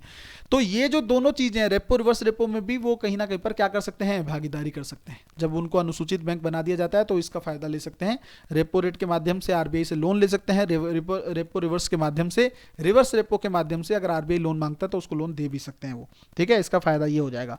एक एमएसएफ भी मैंने आपको बताई थी, मार्जिनल स्टैंडिंग फैसिलिटी रेट, इसका फायदा भी ये लोग उठा सकते हैं, प्रीवियस वीडियोस में देख लेना, सारी बैंक रेट्स मैंने बता रखी हैं, ठीक है। अगर मान लीजिए आरबीआई से उनको पुनर्वित्त चाहिए, एक बार लोन ले लिया फिर से चाहिए, रीफाइनेंस फैसिलिटी बोलते हैं उसको, पुनर्वित्त सुविधा, रीफाइनेंस फैसिलिटी भी अगर चाहिए तो उनको इस माध्यम से मिल सकती है। हल्का सा इस चीज को याद रखिएगा, एक चीज ध्यान पर समझो, बताया था पिछली वीडियो में पेमेंट बैंक क्या होते हैं, ठीक है, सब कुछ बता रखा था। एक पॉइंट जो सबसे ज्यादा इसमें 2-3 पॉइंट इंपॉर्टेंट है वो देख लो। एक तो वैसे सब बता रखा था मैंने क्या होते हैं, नचिकेत मोर समिति आई थी 2013 में, उसने इसकी सिफारिश की थी, कंपनी अधिनियम के तहत ये इनको लाइसेंस लेना होता है 2013 के तहत, ठीक है, ये चीजें। न्यूनतम पूंजी कितनी 100 करोड़ होनी चाहिए, ये सारी बातें मैं बता चुका हूँ। सवाल किस पे पहले बन चुका है, दोबारा रिपीट हो सकता है। एक तो ये कि ऋण नहीं दे सकते, ये पेमेंट बैंक जो है ऋण नहीं दे सकते, पहली चीज। दूसरा, क्रेडिट कार्ड जारी नहीं कर सकते, क्रेडिट कार्ड जारी, डेबिट कार्ड तो जारी कर सकते हैं, क्रेडिट कार्ड जारी नहीं कर सकते, याद रख लो, एक एक पॉइंट रट के रख लेना। दूसरा, तीसरी चीज इसमें अंदर ये है कि ये जो पैसे जमा करते हैं 1 लाख से ज्यादा पर पर्सन जमा नहीं कर सकते, 1 लाख से ज्यादा डिपॉजिट जमा नहीं कर सकते, ठीक है, तो ये भी इनको याद रखना है। बाकी सेवाएं मैंने बोला था ना कि अगर जैसे मान लीजिए इनको रेमिटेंस सेवाएं देनी है या बैंकिंग की कोई बीमा की सर्विसेज दें, वो सब चीज़ें ये लोग कर सकते हैं। ठीक है, तो इसको लेकर आप लोगों को दिक्कत नहीं होनी चाहिए। ठीक है, 2-3 पॉइंट थे जिस पर सवाल पहले बन चुका है, ये आप लोग अच्छे से देख लेंगे। चलिए भाई, ये भी बता दिया गया। अब आगे देखिए, एक है, ये थोड़ा सा इस पर सवाल बन सकता है इसलिए मैं इसको लिख दे रहा हूँ। ठीक है, DICGC, इसको बोलते हैं भाई deposit insurance and credit guarantee corporation. लिखूं क्या, जल्दी से लिखना पड़ेगा, डिपॉजिट इंश्योरेंस। मान लीजिए कोई, मैं अगर फुल फॉर्म नहीं भी लिख पाता हूं ना, 1 सेकंड के लिए गूगल कर लिया करिए। ठीक है ना, फिर कई बार ज़्यादा समय इसी में चला जाता है। क्रेडिट जो है आपका deposit insurance and credit guarantee program. ठीक है, गारंटी प्रोग्राम है ये। अब देखिए, देखो ये क्या है ना, ये एक संस्था है। क्या संस्था, क्या करती, क्या है, काम क्या, मैंने एक बार आपको बताया था ना। जैसे मान लीजिए आप बैंक में पैसा जमा करते हैं। ठीक है, पहले क्या था, आपने चाहे 1 करोड़ जमा कर रखा हो, 10 करोड़ जमा कर रखा हो, 10 लाख हो आपका बैंक में, अगर बैंक डूब गया ना तो आपको 1 लाख रुपए का सिर्फ वापसी मिलेगी। इस 1 लाख रुपए की गारंटी देता है ये देती है संस्था। Deposit insurance and credit guarantee program, ये संस्था है एक, ये करती है इस चीज़ को कि 1 लाख। अभी इसको पिछले 1 सालों में इसको क्या कर दिया गया, 5 लाख। ठीक है, इसको बढ़ा दिया गया कि अब आपके बैंक में चाहे 1 करोड़ है, 2 करोड़ है, अगर बैंक डूब गया तो 5 लाख तो आपको मिलेंगे ही मिलेंगे। अब ये नहीं है कि जिसका जमा ही 50,000 होगा तो वो कहेगा कि मुझे बैंक डूब गया, मुझे 5 लाख रुपए दो, वो नहीं। जिसका 5 लाख से ज़्यादा होगा ना, उसको 5 लाख मिनिमम सिक्योरिटी। क्या है ये बीमा है एक हिसाब से, जमा बीमा बोलते हैं इसको। ठीक है, डिपॉजिट इंश्योरेंस है ये संस्था देती है। चलिए भाई, अब जब ये संस्था इतना इंपॉर्टेंट काम करती है तो इसके बारे में पता होना चाहिए ना। देखो 2-3 पॉइंट जिस पर सवाल बन सकता है। देखो, पहली बात तो ये है कि ये RBI के पूर्ण स्वामित्व के तहत कंपनी है। RBI के पूर्ण स्वामित्व, कंप्लीट जो इसमें शेयर है वो RBI का है। ठीक है, RBI के पूर्ण स्वामित्व के तहत है। यूपीएससी कंफ्यूज कर सकता है ना कि किसी और के तहत भी है, नहीं, पूर्ण स्वामित्व के तहत है। चलिए, दूसरी चीज इसमें यह है कि जो इसके अध्यक्ष हैं, कौन होता है इसका अध्यक्ष, जो RBI का डिप्टी गवर्नर होता है ना, RBI का डिप्टी गवर्नर जो होता है वो इसका अध्यक्ष होता है। इस पर फिर गलती हो जाएगी, फिर यूपीएससी पूछेगा कि गवर्नर इसका अध्यक्ष, नहीं, डिप्टी गवर्नर जो होता है वो इसका अध्यक्ष होता है। तो ये भी याद रखेंगे भाई। ठीक है, और मैंने आपको काम बता दिया ना कि क्या करेगी ये, जमा बीमा देगी ये, जो आपका बैंकिंग में। एक चीज याद रखिएगा, नॉन बैंकिंग फाइनेंसिंग कंपनी जो होती है NBFC, ये पिछली वीडियो में बताया था, इसमें अगर पैसा जमा कर रखा है तो उसको सिक्योरिटी नहीं मिलेगी। ठीक है, बाकी इसके अंदर सभी आते हैं, जैसे वाणिज्यिक बैंक होते हैं, कमर्शियल बैंक शामिल हैं, पेमेंट बैंक शामिल हैं, स्मॉल फाइनेंस बैंक शामिल हैं, रीजनल रूरल बैंक शामिल हैं। ठीक है, विदेशी बैंकों की जो भारत में शाखाएं हैं वो शामिल हैं, लोकल एरिया बैंक शामिल है, इवन सहकारी बैंक तक भी शामिल है। इन सबको भी क्या गारंटी देती है, इनका पैसा जो है जमा कर रखा है तो सबको, अगर 5 लाख रुपए से ज़्यादा है तो वो 5 लाख रुपए की गारंटी देती है। ये बीमा होता है। देखो, एक अमेंडमेंट किया गया 2021 में इसी चीज़ में लेकर, जो अधिनियम है, इसका एक एक्ट है भाई। इस संस्था को जब बनाया गया था 1961 का एक एक्ट बनाया गया था इसी के नाम से, DICG एक्ट बोलते हैं उसको। उस अधिनियम के तहत इसको गठित किया गया था। देखो 2021 में ये जो 1961 वाला अधिनियम था ना, इसमें एक अमेंडमेंट किया गया। इसमें ये बात बोली गई कि भाई अब ये तो बोल दिया गया कि भाई 1 लाख रुपए वापस मिलेगा या 5 लाख मिलेगा। 5 लाख बढ़ा दिया, मैंने बोला ना पहले 1 लाख था, 5 लाख कर दिया गया।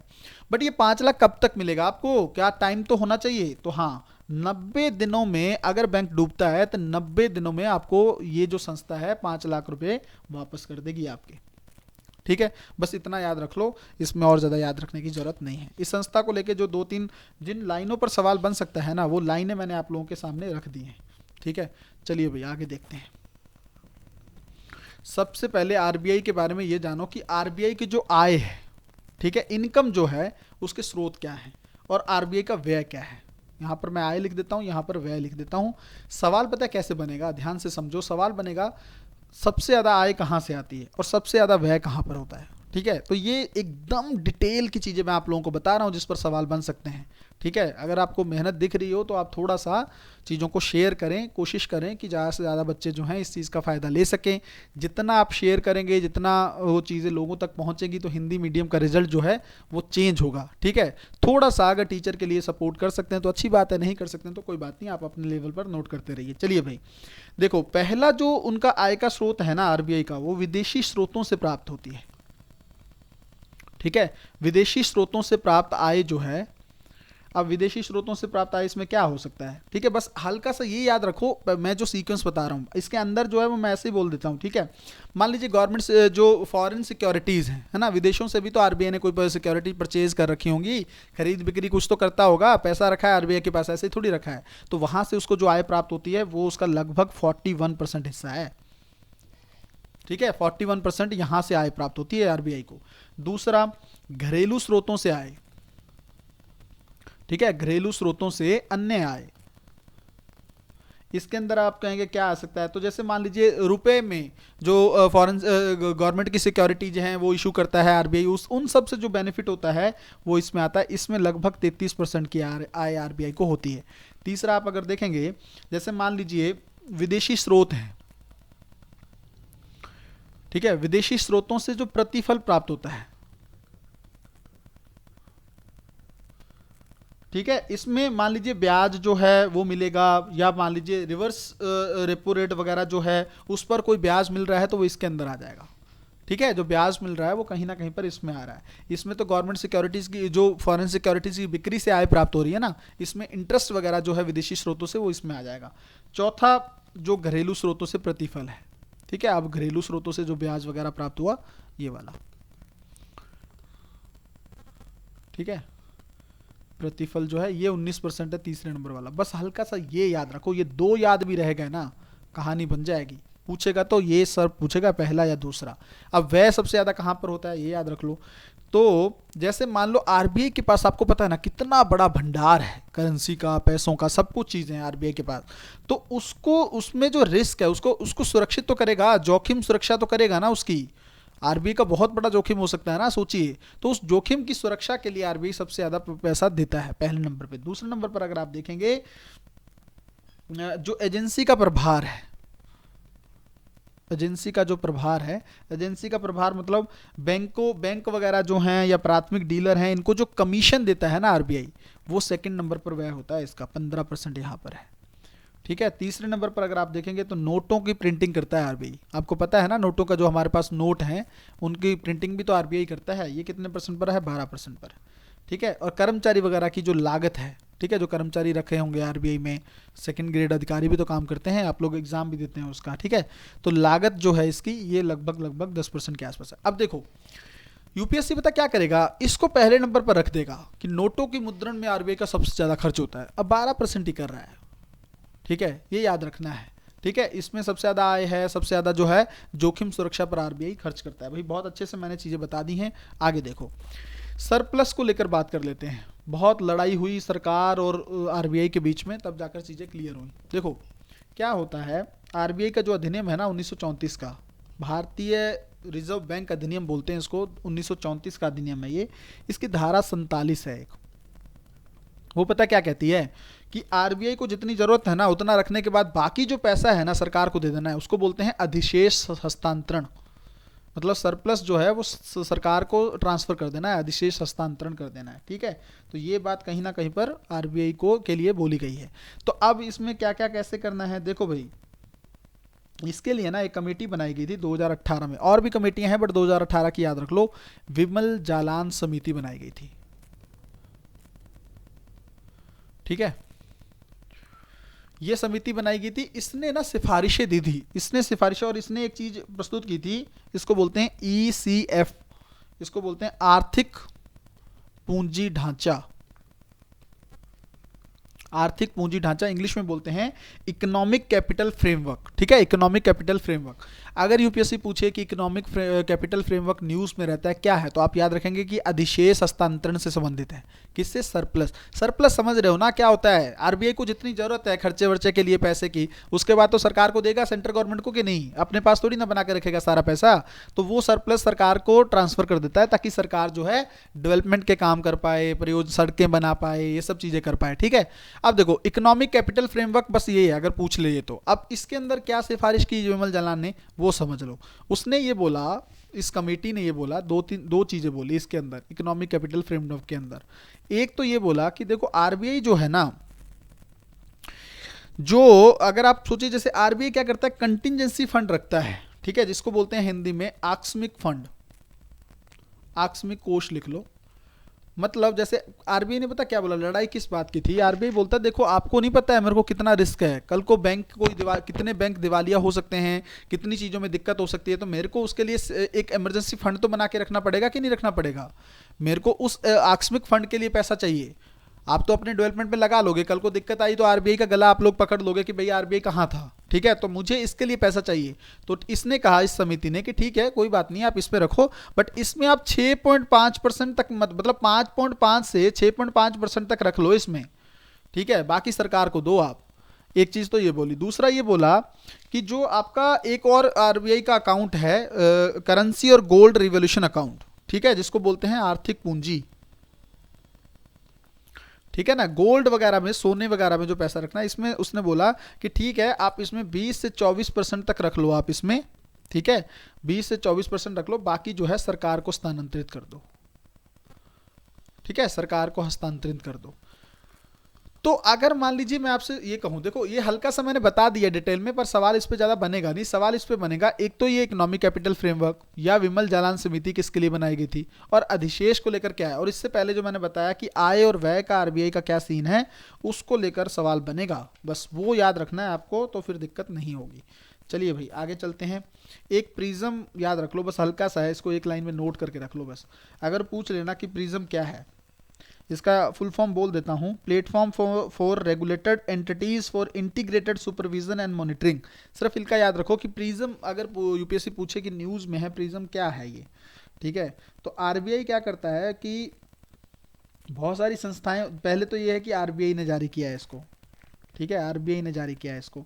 दूसरा ये है अपने अनुपालन को सुदृढ़ करने के लिए, अनुपालन को सुदृढ़ करने के लिए। अब अनुपालन का सुदृढ़ मतलब देखो, बैंकों के लिए ना आरबीआई कई बार बैंकों के लिए, नॉन बैंकिंग फाइनेंस कंपनीज के लिए, अन्य प्राइवेट कंपनियों के लिए क्या जारी करता रहता है, नियम, हमेशा रूल्स रेगुलेशन जारी करता रहता है। तो वो देखता है कि क्या ये लोग पालन कर रहे हैं उस चीज़ का, बस उसके लिए एक प्लेटफॉर्म बना दिया गया है, और कुछ नहीं है, हल्का सा याद रख लो, अगर न्यूज़ में आएगा तो अच्छे से देख लेना। दो सर्वे हैं, इसको याद रख लो। एक तो है उपभोक्ता विश्वास सर्वेक्षण, उपभोक्ता विश्वास सर्वेक्षण, ठीक है, इसको बोलते हैं कंज्यूमर कॉन्फिडेंस सर्वे, सीसीएस। एक तो ये है। दूसरा ये देखो, मुद्रास्फीति पर घरेलू अपेक्षाओं का सर्वेक्षण,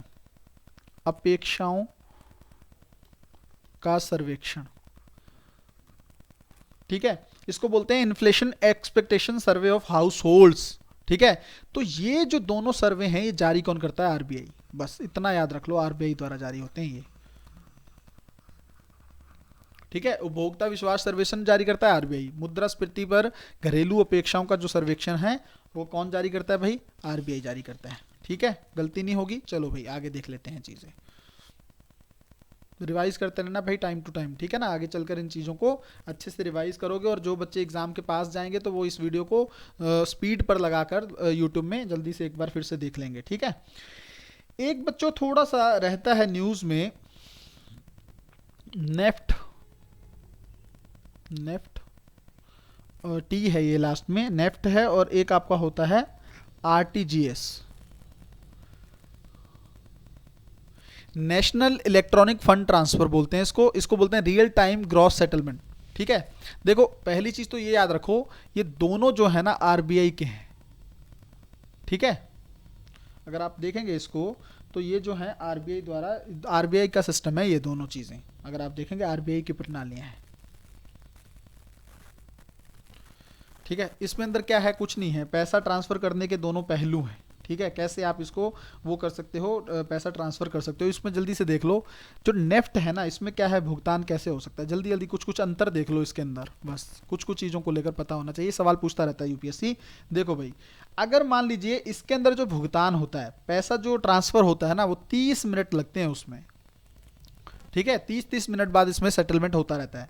इसमें अगर देखोगे तो जो समय, जिस समय किया ना, उसी समय, वास्तविक समय में, तुरंत किया तुरंत, रियल टाइम का मतलब ही ये होता है, रियल टाइम मतलब अभी हो जाएगा, ठीक है, तो वास्तविक समय में, एक तो ये अंतर है, ठीक है, भुगतान वाला। दूसरा अगर आप देखोगे लेन देन की सीमा क्या है, कितना पैसा ट्रांसफर कर सकते हो आप, ठीक है, तो इसमें अगर आप देखोगे तो मिनिमम जो है 1 रुपये, मिनिमम आप 1 रुपये ट्रांसफ़र कर सकते हो, और इसमें अधिकतम जो है इसकी कोई सीमा नहीं है, कितना भी कर लो, कोई सीमा नहीं।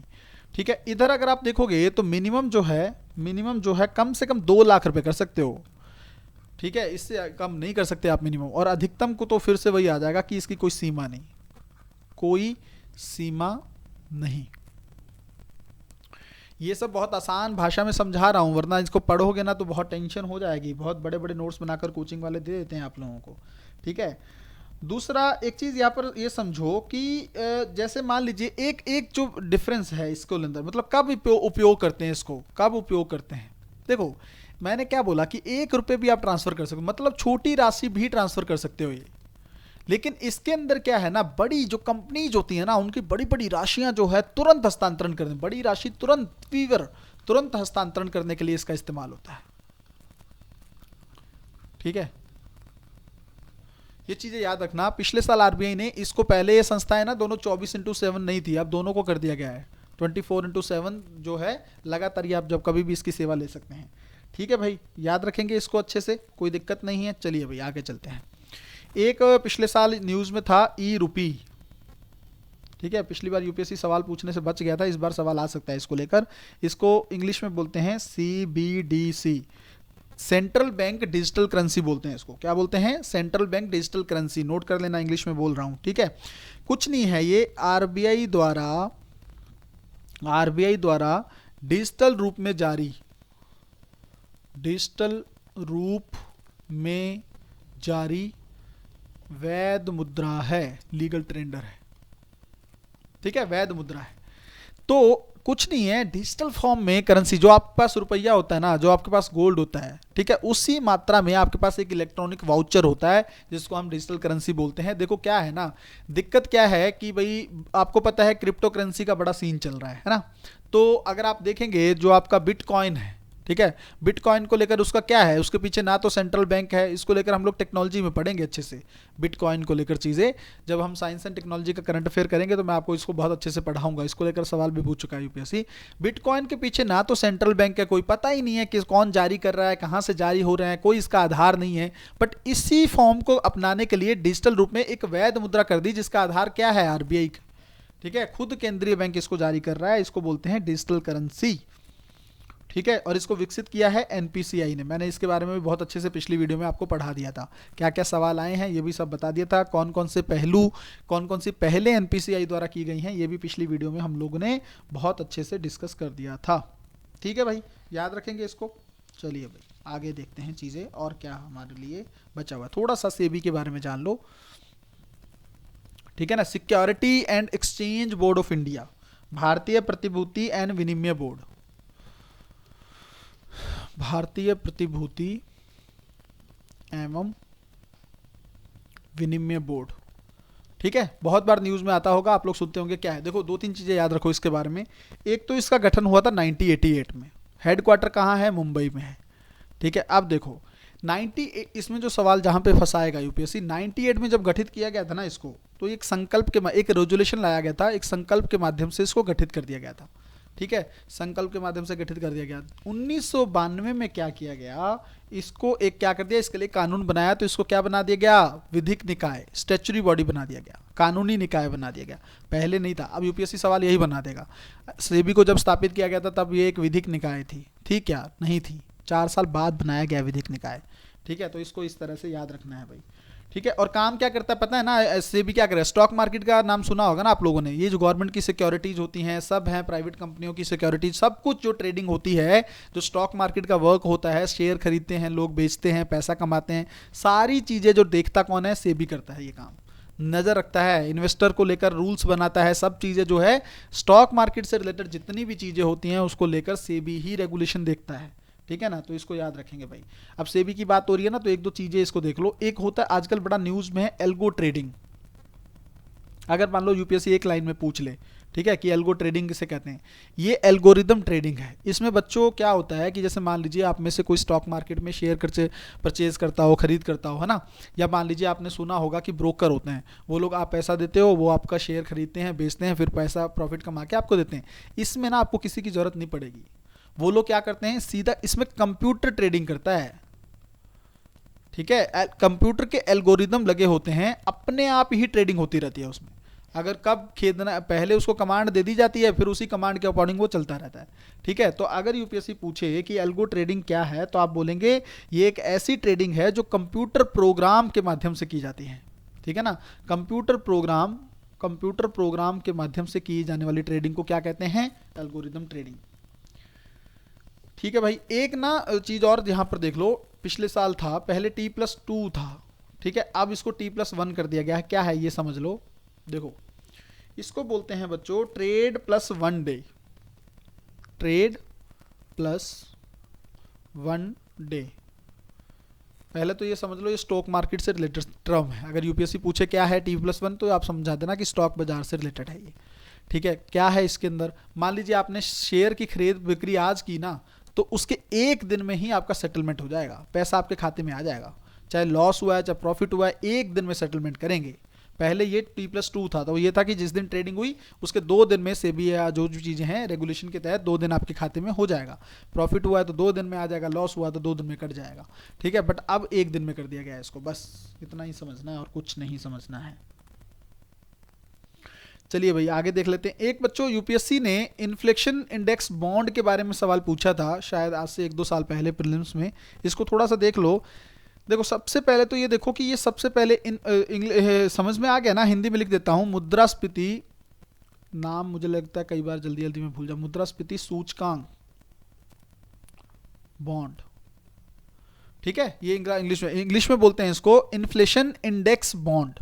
ठीक है, इन्फ्लेशन इंडेक्स बॉन्ड बोलते हैं, हिंदी में ये बोलते हैं इसको। ठीक है, क्या है ये, यूपीएससी ने इसको लेकर सवाल पूछा था। देखो भाई, सबसे पहले तो ये देखो कि ये जारी पहली बार कब किए गए थे, 1981 में ब्रिटेन में। ठीक है, ब्रिटेन में सबसे पहली बार इनको जारी किया गया था ये जो बॉन्ड है।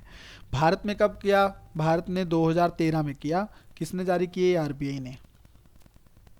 ठीक है, 2013 में। अब ये है क्या, देखो क्या होता है ना, जब इन्फ्लेशन होता है, मुद्रास्फीति का मतलब क्या होता है, महंगाई।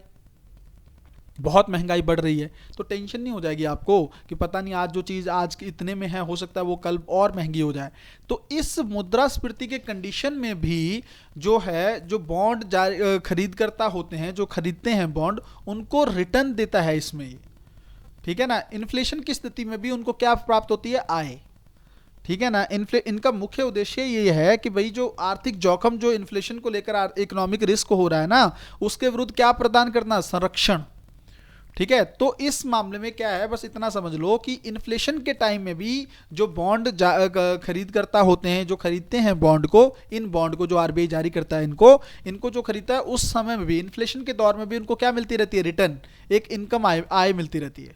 ठीक है, बस इतना कॉन्सेप्ट है, इसको समझ के याद रख लो। एक कॉन्सेप्ट और आता है भाई एंकर इन्वेस्टर का। ठीक है, वो भी थोड़ा सा देख लो। ठीक है, एंकर इन्वेस्टर है, एंकर निवेशक बोलते हैं इसको। ठीक है, अगर यूपीएससी पूछ ले क्या होते हैं ये, तो 1-2 चीजें याद रखो। एक तो इनको क्या है ना, ये संस्थागत निवेशक होते हैं, संस्थागत निवेशक। संस्थागत निवेशक होते हैं। पहली चीज क्या होता है, जैसे मान लीजिए ना, जो कंपनियां हैं, ठीक है, कोई कंपनी है, जब पहली बार शेयर जारी करते हैं ना, तो उसको बोलते हैं इनिशियल पब्लिक ऑफर। ठीक है, आईपीओ जारी करती है कोई भी कंपनी जो है, बोलती है लोगों से कि आप हमारे शेयर परचेज कर लीजिए। आईपीओ जारी करने से पहले, आईपीओ से पहले जो है कंपनी क्या करती है, इसके लिए ये जो एंकर इन्वेस्टर है ना, इनको आमंत्रित करती है कि आप शेयर खरीद लो। ठीक है, तो आईपीओ से पहले जो है, आईपीओ से पहले शेयरों को सब्सक्राइब करने के लिए जिन लोगों को आमंत्रित किया जाता है उनको बोलते हैं एंकर निवेशक। ठीक है भाई, आईपीओ से पहले। क्यों, अब आप कहोगे कि सर इनको क्या जरूरत है, क्यों इन एंकर निवेशकों को बुला, देखिए ना, आईपीओ जब जारी करेगी कंपनी, तो ये अगर ये लोग पहले से ही शेयर खरीद लेंगे ना, कुछ शेयर खरीद कर लेंगे, तो मार्केट में एक ट्रस्ट बन जाएगा। ठीक है, मार्केट में ट्रस्ट बन जाएगा तो ज़्यादातर लोग इसको खरीदने आएंगे आईपीओ को। तो उस ट्रस्ट को बनाने के लिए शेयर की खरीद बिक्री के लिए पहले से इनको बुला लिया जाता है, इसको बोलते हैं एंकर इन्वेस्टर। अब एंकर इन्वेस्टर इसका मतलब ये नहीं है कि आप 2 रुपये लेकर आ जाओ, आप बोलो कि ये मेरे 2 रुपये पकड़ो मेरा शेयर, नहीं, आपको कम से कम न्यूनतम 10 करोड़ रुपए का इन्वेस्टमेंट चाहिए। ठीक है ना, न्यूनतम 10 करोड़ रुपए के शेयर खरीदने पड़ेंगे तब उनको बुलाया जाएगा, वरना आपकी जरूरत नहीं है। ठीक है भाई, इसको याद कर लिया अच्छे से, बस इतना इसका डेफिनेशन पता होना चाहिए और उसके अलावा हमें कुछ नहीं चाहिए। एक टर्म आता है इकोनॉमी में स्टैगफ्लेशन। ठीक है, स्टैगफ्लेशन को एक टर्म आता है, वो देख लो, कोविड में बड़ा न्यूज़ में था ये। ठीक है, स्टैगफ्लेशन क्या होता है समझ लो। देखो ये तभी होता है जब मंदी चल रही होती है अर्थव्यवस्था। इसमें 3 कंडीशन है बच्चों। देखो एक तो क्या है कि इसमें मुद्रास्फीति जो है वो ज़्यादा हो। ठीक है, मुद्रास्फीति ज़्यादा होती है, बताता हूँ तीनों चीज़ें, कंडीशन क्या है। दूसरी चीज़ इसमें यह है कि जब आपकी इकोनॉमिक जो वृद्धि दर जो है, आर्थिक वृद्धि दर जो है वो धीमी होती है। मैंने बोला ना मंदी में आती है ये। ठीक है, आर्थिक वृद्धि दर धीमी होती है। प्लस तीसरी चीज़ इसके अंदर ये है कि जो बेरोजगारी है, ठीक है ना, अनएम्प्लॉयमेंट है, वो भी इसमें क्या होती है, बेरोजगारी उच्च होती है। अब ये 3 कंडीशन जब मिल जाएंगी ना, उसको बोलते हैं स्टैगफ्लेशन। देखो होता क्या है, देखो जैसे मान लीजिए कोविड आया, कोविड में क्या होगा, वृद्धि दर कम हो जाएगी, ऑब्वियस सी बात है भाई, एक्सपोर्ट नहीं हो रहा है, प्रोडक्शन अच्छे से नहीं चल रहा है, लॉकडाउन लग गया देश में, तो वृद्धि दर तो धीमी हो गई।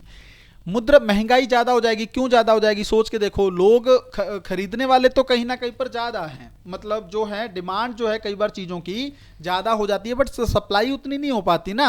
अब सप्लाई उतनी नहीं हो पाएगी तो चीज़ें महंगी मिलेंगी कि नहीं मिलेंगी। ये तो डिमांड और सप्लाई का तो मिसमैच समझते हो ना आप।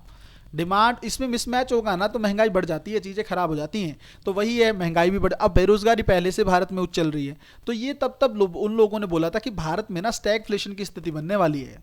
ठीक है, बट बाद में ठीक है, भारत की इकोनॉमी में अच्छे से रिकवरी कर लिया, वृद्धि दर बढ़ गई हमारी, मुद्रास्फीति को हम लोगों ने कंट्रोल कर लिया। बेरोजगारी सरकार तो बोल रही है कि कम है, बट पता नहीं अब कम है कि नहीं है, ये हम नहीं बोल सकते कुछ। ठीक है, चलिए भाई, अब इसके अलावा 1-2 चीज़ें और देख लो। एक स्कोर्स पोर्टल है, यहीं पर लिख देता हूँ, स्कोर्स। ठीक है, अगर यूपीएससी पूछ ले SCORES, स्कोर्स पोर्टल जो है, यूपीएससी कहे कि न्यूज़ में था, ये किससे जुड़ा, पहले तो याद रखो ये सेबी से जुड़ा हुआ है। ठीक है, सेबी से जुड़ा हुआ है। दूसरा, इसका काम क्या है, ठीक है, अगर मान लीजिए कोई व्यक्ति सेबी में अपनी शिकायत दर्ज कराना चाहता है निवेशक के खिलाफ या किसी चीज़ के दिक्कत को लेकर, शिकायत दर्ज कराने के लिए एक पोर्टल है। ठीक है, तो स्कोर्स पोर्टल याद रखेंगे, सेबी से जुड़ा हुआ है, आप अपनी जो है रिपोर्ट यहाँ पर शिकायत दर्ज करवा सकते हैं। ठीक है भाई, याद रखेंगे चीज़ों को। जल्दी से एक 2 चीज़ें और देखते हैं भाई।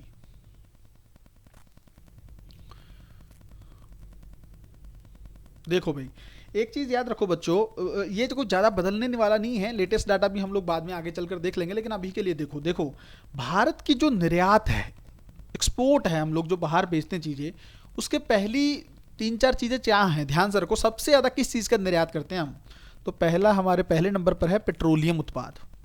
ठीक है, अब आप कहोगे सर ये क्या, पेट्रोलियम तो हम आयात करते हैं। नहीं, देखो हम जो कच्चा तेल है ना वो आयात करते हैं, फिर हम क्या करते हैं, उसके उत्पाद बनाते हैं, रिफाइन करते हैं उसको, फिर हम भी भेजते हैं। तो हमारा सबसे ज़्यादा भेजा जाने वाला, निर्यात करने वाला प्रोडक्ट कौन सा है, पेट्रोलियम है, ये चेंज नहीं होने वाला ज़्यादातर। ठीक है, दूसरे नंबर पर मोती, बहुमूल्य पदार्थ जो है,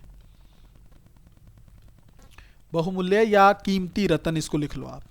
ठीक है, हीरे वगैरह जो होते हैं ना, मोती वगैरह, वो हम दूसरे नंबर पर ज़्यादा एक्सपोर्ट करते हैं। तीसरे नंबर पर देख लो तो दवाइयाँ, सीधा लिख देता हूँ दवाइयाँ, ज़्यादा टेंशन की जरूरत नहीं है। चौथे पर आपका आता है सोना, स्वर्ण वगैरह जो है, आभूषण वगैरह जो हम भेजते हैं या आयात करते हैं वो चीज़ें। 5वें पर आता है हमारा, एक और देख लो, लौह इस्पात।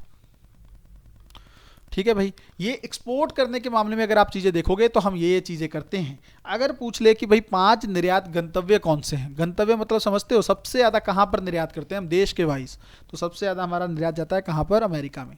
दूसरे नंबर पर हमारा जाता है UAE में, कन्फ्यूज़ कर देगा, पहले पे कर देगा UAE को, गलत मत कर देना। ठीक है, तीसरे नंबर पर चीन है, चौथे नंबर पर हांगकॉन्ग है, ठीक है, और 5वें नंबर पर आपका जो है सिंगापुर है।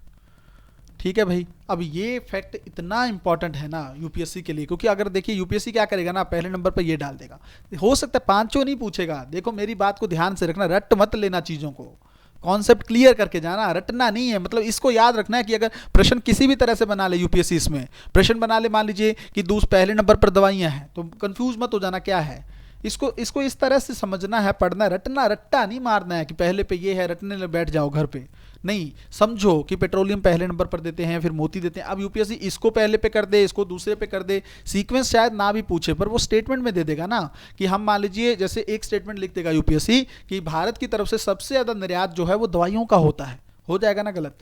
भारत में सबसे ज़्यादा निर्यात की जाने वाली जो मद है वो पेट्रोलियम उत्पाद है, सही हो जाएगा। ठीक है, लोह इस्पात मान लो भारत में, उसमें बोले एक स्टेटमेंट में ये लिख दे कि भारत के द्वारा दूसरे नंबर पर सबसे ज़्यादा जो एक्सपोर्ट है वो लोह इस्पात का किया जाता है, फिर गलत हो जाएगा। तो ये समझना है, रट्टा नहीं मारना है। फिर यहाँ पर समझो यूएसए में सबसे ज़्यादा निर्यात करते हैं, यूएई में करते हैं, चीन में करते हैं, हांगकांग में करते हैं, सिंगापुर में। मेरी मेहनत को बर्बाद मत कर देना आप लोग, मैं बता रहा हूँ। रट्टा नहीं मारना है, समझना है कॉन्सेप्ट को। सवाल इनमें से अगर आ जाए गलत नहीं करना है, ठीक है, सवाल गलत नहीं करना है। कोई भी स्टेट पीएससी का एग्जाम दो, यूपीएससी दो, कुछ भी दो, अगर इन चीज़ से सवाल आ रहा है जो पढ़ा रहा हूँ, अगर उसमें गलत कर रहे हो ना तो सच में मुझे बहुत दुख होगा। ये चीज़ मत करना भाई, अच्छे से समझ के चीज़ों को करके जाना, क्योंकि बहुत मेहनत से मैं आप लोगों के लिए चीज़ें तैयार कर रहा हूँ। ठीक है, चलिए कुछ चीज़ें और देखते हैं, फिर हम लोग थोड़ा इंडेक्स भी देख लेंगे लास्ट में। चलिए बच्चों, एक ना याद रखिएगा, मैंने आपको वैसे amber box subsidy, green box subsidy ये सब बताई थी ना, ये सब डब्ल्यूटीओ से संबंधित टर्म्स हैं, है ना, मैंने आपको बता चुका हूं पहले। एक टर्म मैंने शायद उस समय बताई थी या नहीं बताई थी, यहां पर लिख देता हूं, विशेष और विभेदित व्यापार, विभेदित उपाय, मेजर्स जो हैं। ठीक है भाई, ये जो कहीं ना कहीं पर स्पेशल जो हैं आपके मेजर्स किए जाते हैं ना, डिफरेंशिएट और स्पेशल डिफरेंशिएट मेजर जो हैं, इसको यूपीएससी ने पूछा था कि ये टर्म जो है न्यूज़ में रहता है, किससे जुड़ा हुआ है, तो डब्ल्यूटीओ से जुड़ा हुआ था। तो ये मुझे लगता है मैंने पहले करवा दिया, आपको नहीं करवाया था तो मुझे डर था कि शायद वो छूट ना जाए, इसलिए बता दिया। अगर लिखा है तो बहुत अच्छी बात है, नहीं है तो लिख लो। ठीक है, कुछ नहीं है इसमें, जैसे किसान वगैरह है ना, इनको ट्रैक्टर वगैरह पंप सेट खरीदने के लिए ना कुछ इनपुट सेवाएं दी जाती हैं। ठीक है, थोड़ी बहुत राशि दी जाती है इनको, वो मतलब कुछ विशेष उपाय किए जाते हैं इन लोगों के लिए, ताकि इनका जो है थोड़ा बहुत इनको सपोर्ट मिल सके। तो ये विशेष और विभेदित जो उपाय हैं इसकी इजाज़त देता है डब्ल्यूटीओ की, आप दे सकते हो। बट कौन कौन से देश दे सकते हैं इसको? सिर्फ और सिर्फ विकासशील देश जो हैं, विकासशील देश और अल्प विकसित जो देश हैं, जिसको बोलते हैं निम्न आय वाले देश। ठीक है, निम्न आय वाले सिर्फ ये दे सकते हैं, विकसित देश इसको नहीं दे सकते। ठीक है, तो ये किन के लिए किया गया है? जो आपके कम डेवलप कंट्री हैं, विकासशील, भारत भी विकासशील में आता है। ठीक है, तो याद रखिएगा। एक और याद रखो बच्चों, अगर यूपीएससी पूछ ले कि सर्विसेज डोमेस्टिक रेगुलेशन, एसडीआर जिसको बोलते हैं। अब एसडीआर वो वाला नहीं है, स्पेशल ड्राइंग राइट वाला, आईएमएफ वाला नहीं, ये अलग है, नाम फुल फॉर्म पढ़ना है हमेशा। सर्विसेज डोमेस्टिक रेगुलेशन, ये अगर पूछ ले यूपीएससी के किससे संबंधित है, डब्ल्यूटीओ से संबंधित है। एक लाइन में बता देता हूं, देखो सेवाएं जो होती है ना, भारत क्या करता है, सबसे ज़्यादा भारत की इकोनॉमी में सपोर्ट किसका है? सर्विस सेक्टर का है ना, पढ़ते हो आप लोग अच्छे से। एग्रीकल्चर सेक्टर जो है तीसरे पे, फिर इंडस्ट्री पे दूसरे पे आता है आपका, इंडस्ट्री पहले पे सर्विस, फिर इंडस्ट्री, फिर तीसरे पे एग्रीकल्चर, है ना, पढ़ते हो ना आप लोग। अब सर्विस सेवाएं जो हम देते हैं, जैसे मान लीजिए डॉक्टर है ना, आपका क्या करता है, वो सेवाएं तो देता है। ठीक है, बहुत सारे तरह की सेवाएं होती हैं, ठीक है, दी जाती हैं। तो भारत का ना ये सेक्टर सबसे अच्छा है। हम लोग अन्य देशों में जाते हैं, जैसे मान लीजिए इंजीनियर हैं, तो बहुत सारे अमेरिका में जाके सेवाएं देते हैं अपनी, है ना। भारत हमेशा से इसको लेकर कहता रहता है कि आप इसको लेकर रूल्स अच्छे बनाओ, थोड़ा सा हमें फ़ायदा हो। तो ये लोग, ये किससे संबंधित है, इतना याद रखो, डब्ल्यूटीओ से रिलेटेड इस तरह के रूल्स बनाए जा रहे हैं। पहली चीज़ तो ये समझो। बट भारत ना इससे सहमत नहीं है। भारत कहता है आप हमसे तो पूछ ही नहीं रहे, हम सबसे ज़्यादा सर्विस में कंट्रीब्यूट करते हैं, आप हमारी तो सहमति लो। तो भारत इसको लेकर थोड़ा सा मतलब कहीं ना कहीं पर इस चीज़ को लेकर खुश नहीं है। ठीक है भाई, बस इतना याद रखना, अगर पूछ ले यूपीएससी सर्विस डोमेस्टिक जो रेगुलेशन है ये किससे जुड़ी हुई हैं या किस तरह की चीज़ें हैं, तो आप लोग गलती नहीं करोगे इसमें। ठीक है भाई, चलो भाई अच्छे से अब कुछ चीज़ें देख लेते हैं। एक आध चीज़ और है जिसको हम लोगों को समझना है, बाकी चीज़ें फिर अगली क्लास में देखेंगे। ठीक है भाई,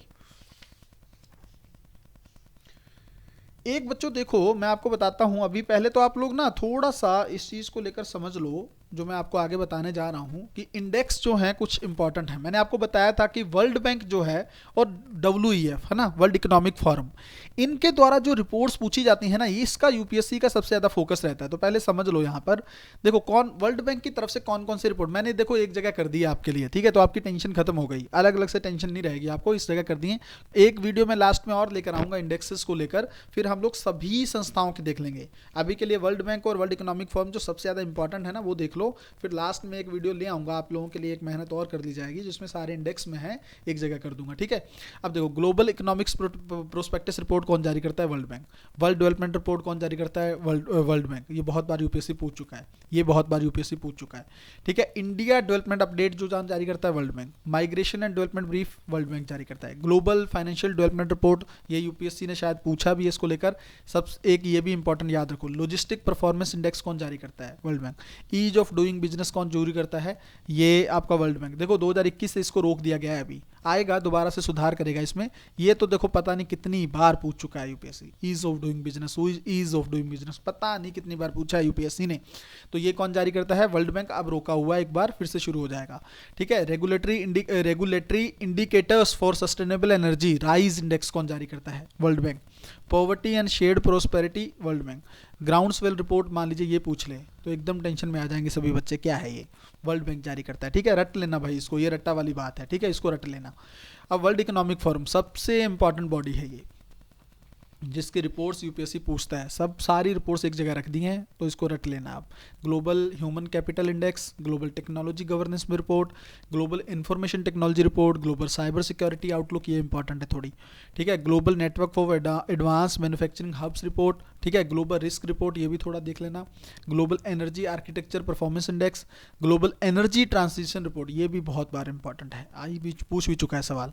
global social mobility index, global manufacturing index, ठीक है। ग्लोबल जेंडर गैप, ये बहुत बार पूछ चुका है। ग्लोबल कॉम्पिटिटिवनेस रिपोर्ट, ये सबसे ज़्यादा यूपीएससी में अब तक पूछी जाने वाली रिपोर्ट है। ग्लोबल कॉम्पिटिटिवनेस रिपोर्ट 2021 में भी पूछा था इसको लेकर सवाल, ठीक है। Travel and tourism competitiveness index, ये भी बहुत बार पूछ चुका है, ठीक है। बायोडाइवर्सिटी बाई 2030, इसको याद रख लेना, थोड़ा यूनिक सी जो रिपोर्ट्स होती है ना उस पर कंफ्यूज कर देता है कई बार यूपीएससी, ठीक है, ये थोड़ा सा देख लेना, ज़्यादा इंपॉर्टेंट नहीं है। इंक्लूसिव डेवलपमेंट इंडेक्स, ये इंपॉर्टेंट हो सकता है। फ्यूचर ऑफ जॉब रिपोर्ट्स, ठीक है।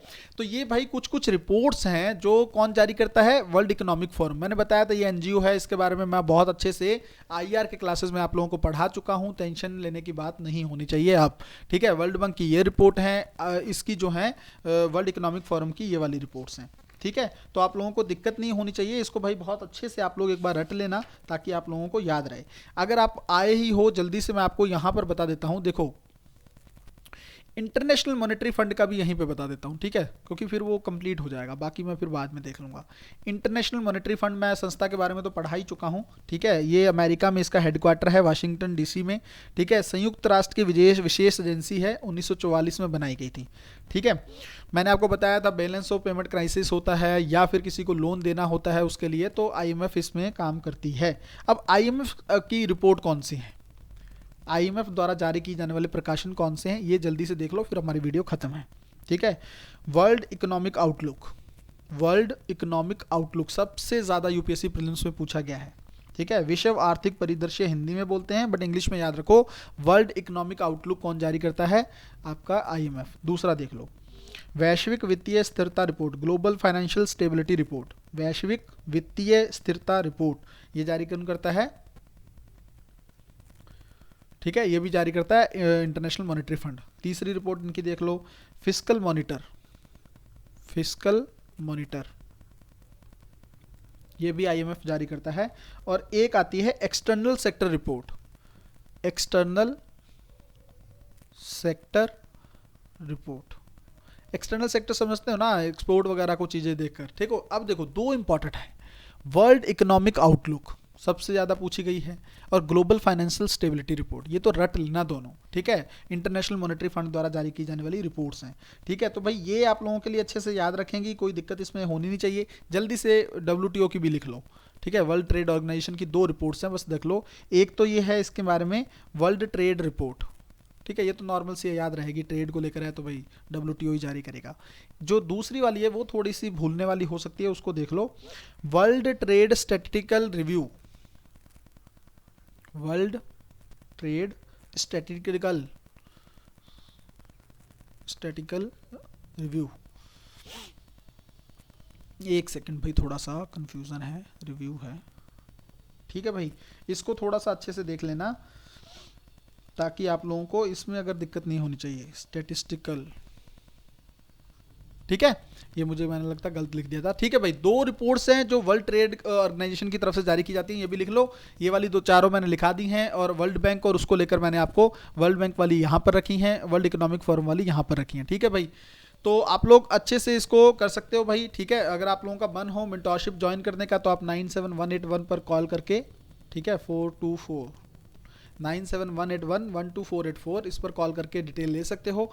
ठीक है, टेलीग्राम अगर चाहो तो ज्वाइन कर लो, क्योंकि बहुत सारी चीज़ें अपडेट्स करंट अफेयर की उस पर आती रहती हैं, क्विज आती रहती हैं, पीडीएफ उस पर शेयर करते रहते हैं, मोटिवेशनल को लेकर उस पर शेयर होता रहता है, लिंक उस पर शेयर होते हैं। तो आप लोग टेलीग्राम ज्वाइन करो भाई जल्दी से।